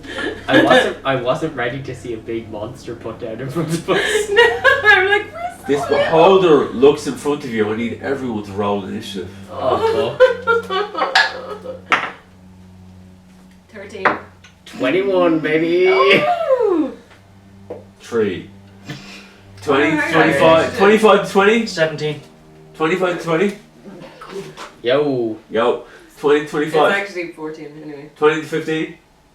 Norman or Ogun rolled 16. 17. 17. What did Cody roll? 14. Cody is going to roll. What the Hogan roll? Ogun rolled 17. Cody rolls an extra 1. Jesus, Kim. So, irrespective of initiative rolls, Oh. you find yourself enraptured in this gaze. This beholder looks upon you and you cannot move. You are frozen. Shit. Let it go. Let it go. The beholder moves down, floats upon you, and looks, staring at your forms, looking at each individual one of you going, you are part of a larger form. Jesus. I will tell you what this is happening, It's a Russian bro. and you will know what is part of your place in this story. Jesus Christ. You will become a larger element in what we are doing Right. and what we form to be. Immediately, I hate this motherfucker. That says a lot for you. I don't like people telling me what to do, so I'm like, I don't like them either. Bring them to me. The beholder reaches out with each of its eye stalks, and its eye stalks shape and turn and form into these sharp claws that reach out and pierce every single one of you. Oh, this is Oh, bullshit. hey. I need all of you to roll a constitution check. Oh my god. Is that D20 as well? Yeah, it's a Alright. D20. I failed. Yeah, 19. Okay, Norman and Ogun respectively rolled a 6 and a 3. Oh, no. 10. I roll a total of 4. Good man. You all Well, find that's your what bodies tells going limp. Even me? Even you. Even you, Jim. Even you. You find yourselves going Doesn't limp. matter. You have no control over yourselves. The beholder reaches out and pierces each of your bodies and lifts you high into the air, high into a cavernous room that it travels up through and keeps going and it keeps going and then out into the night sky. Yes, it's a night sky. You do not understand why the time has changed since you left the dawn of Breshton to a night sky that you find yourself in. Time has no meaning where you are right now. Lads, we're fucked. You are My pulled, time is a flat circle. you are pulled into the sky and dragged off into a distance you have no comprehension of what it is. You see the land disappear below you. You see Terrismore vanish. You see seas and oceans disappear in front of you. You then start to see these lush green lands. And then you see these sharp mountains. Bright red lights. And then nothingness. You are pulled into a cavernous system, all as a group. And then you fall.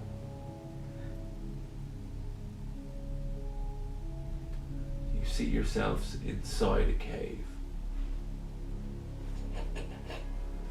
surrounded by nothing but darkness. And from the front of the cave appears two figures. One, slight, very thin, unknowing of what she might be. And a second figure who is large and overbearing. They look down upon you and they go, "Welcome to my domain. You have been seeking and finding me ever so for such a long time. Welcome to what you seek. I am Festivus." Oh shit! It's Festivus. The best of us. The best of us. Just saying. Yo, I'm on point. That was longer than 10 seconds. You have found your way to my lair, but I am not what you think I am. This has been a long path for me, but a very short path for a select few of you. He looks upon Talazar. Uh-oh. I recognize what you are, child. Oh. Oh shit, son. Why have you taken so long to find me?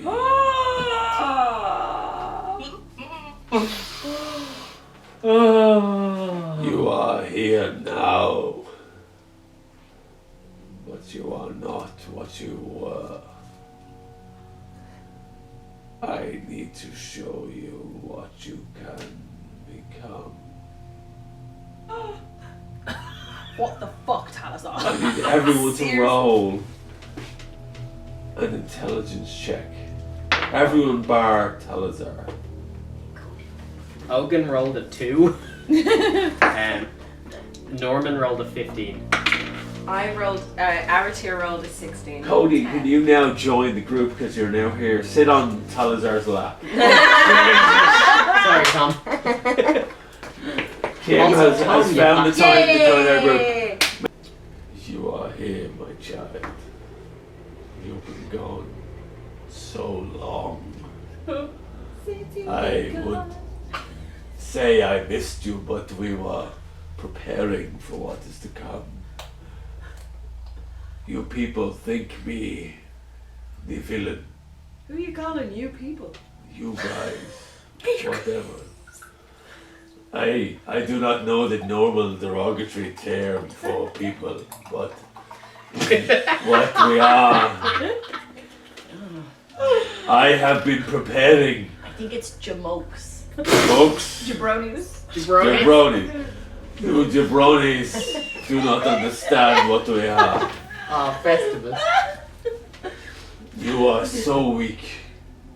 You do not understand what is coming. I am not the villain in this piece. Oh. Sounds like right what? now. Villain won't say that. We're just looking at him Festivus, though. can we just level for a second? Let's all be real here. Who are you looking at more, Talazar or Festivus? Festivus. My child Talazar, let me show you. You come to me in such a constricted fashion. Your abilities are so closed out. You are so much more than what you are. I need to show you what you can become. Why does he sound so sexy? It has It's been in the theme eye of of this the session. beholder, Ryan. Oh, keep it going. It's in Keep the it eye going. of the Keep it going, keep it going, keep it going. Festivus, I need to show you what you are. Keep it going. I can't keep laughing. Keep it going. Festivus reaches out and picks up Talazar by his throat. Oh, Everyone needs to roll a wisdom saving throw. Everybody. Jesus, Everybody. Right. what? Saving throw, what do I do for that? Kim, roll this shit. Alright, so Weird. Norman got a nat 20. And Sorry. Ogun got a 2. 16. 22. 10. 16. Alright, the nat 20 was Norman. Yeah. Norman seems to concerning is like, you child of the elsewhere, stay. And you are frozen in place. Ogun is. No, Norman is. Norman is. Me too. Child of the elsewhere, you have no power here. This is a realm of resistance. My follower, my soldier, my kin, Talazar, Oh no. Oh, Jay. must know what they can become. Festivus reaches out and picks up Talazar by the throat and drags him forward and hangs him above everyone else. Grabs your left arm Oh shit. Uh-oh. Oh no. and twists. I need you to roll a strength saving throw. No. Oh, That's a 4. That's That's a very 5. bad. That's a 5. Festivus rolls a natural 20. You hear a pop Oh. and a twist and a Norman is stroking off. ow. Oh, Jesus Christ, Ryan. Roll another strength saving throw. That's the same again. Oh, stop it! Festivus rolls an 18. I'm not shitting you. I am rolling really fucking good. Your Ryan, I arm can't look at you. twists Yeah. and pops Oh. and squirms and there is a torrent of red as your left arm leaves your body. Funnily enough, that's what happened to my other character as well. That's not metagame, this motherfucker. There's a spurt of red, and Festivus takes his hand and presses it against your shoulder, and there's a searing pain. I want you to roll a Constitution saving throw. Come on. That's Why am I gonna be cheering a for straight you? 15. That's a good Or roll. sorry, 16. I'm assuming just. You feel the sharp burning pain Norman's on your shoulder strokes. as this wound is fused and cauterized, and the blood stops. Festivus holds you up high. You have so much more to achieve. You have so much more to become. And he gestures with his hand, Oh, please no. and a portal appears. Oh. Oh. And he lifts you up and throws you. Oh, fuck! And you are gone through the portal. Fucking finally. You vanish from everyone's sight. Nobody knows where you go. You're gone. Tom has vanished into the ether. By That is the Talazar. portal. Talazar has. Traitor. Talazar has vanished into the ether as To be portal. fair, also so has Tom. Yeah. Minus an arm because of Festivus. We are now graced the presence of, surprisingly enough, the Kim has appeared. Codeine! Yay! Codeine has made it. Codeine has rolled very well this evening, so Maybe she'll and she immediately drops it. Like, will we keep that up in Kim's actual presence? Who the fuck knows? Kim. Okay, You should know I'm so taken to calling Codeine K. That's Festivus fine. now has the remainder of the group placed in front of him. His subordinates behind him. Oh. He looks upon everyone and goes, "You think me the villain? Yes. Yes. Yes, we do. Yeah. Not me." Like, come on, dude. Seriously though, I mean, He's come totally the on. villain. Like, Let me- I'm bad, but you're bad. I have been preparing for what is coming. Wow. That's. Norman, I need you to roll a perception check. Oh shit. Uh-oh. Ooh, that's never safe. I hate No. when I have to do a thing. Oh, it's really good. That's an 18. Yay. Norman, you recognize the voice. Oh, fuck. Oh, fuck. Oh. From the voice that may have spoken to you when you were trying to interrogate the wizard before. Festivus. Ba-doom, bum, bum, bum, bum, bum, bum, bum. I am not the villain you think I am. I am merely prepared. Who is he, Norman? You You can't. don't know I know shit. You don't know he knows shit, so you don't know that you can ask questions to him. You are frozen in place. Oh, yeah. Everyone is frozen in place. I want to talk to Festivus. Roll a wisdom check. Ooh. But let me qualify that as I roll in Primordial. Ooh. I'll make it that. That is a 13. Nope. Oh Nope. shit. You are frozen in place. Blah. Festivus continues to talk. I know what some of you are.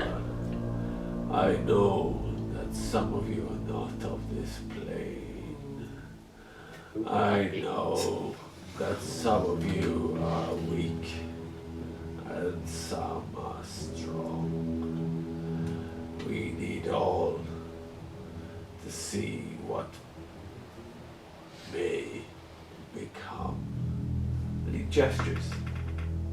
I need everyone to roll an intelligence check. Oh, that's really bad. Oh no! That's a 4, baby. Oh, that's a 1. Natural 20! 20. Sorry.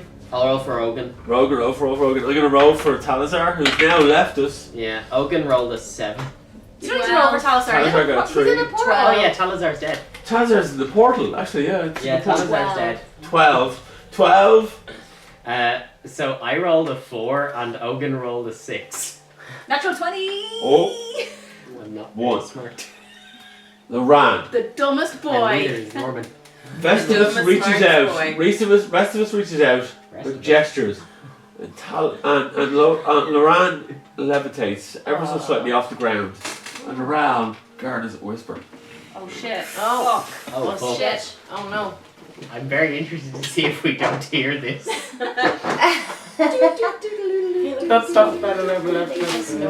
I'm just gonna take refuge in the fact that I'm too drunk to see shit. He's gonna fuck them up. I can read still, that's really reassuring. Well done. I'm just very Yeah, that's fair. sorry, I shouldn't bump against you. Yeah, that's fine. That's fine. Oh, thank you. We're all buddies Well, in together. that case, I'm gonna do that. I'm glad you're here though. Oh, thanks. We missed you. I get that every time I go to work. You also Walk get in, that they every. consider me a bonus. You also get that every Alright. time with me personally that you're not in the room. Yeah. Oh, that's nice. I see I turned that around into a fun thing. You did. Yeah. Yeah. I have given you your path. Just find your way, and I will be there when the time comes. And he gestures on either side, and 2 portals open up. And he raises his hand, No. and 3 of you go left, Oh fuck. and 3 of you go right. Oh, Balls. What? I need all of you to roll a d6. Oh fuck.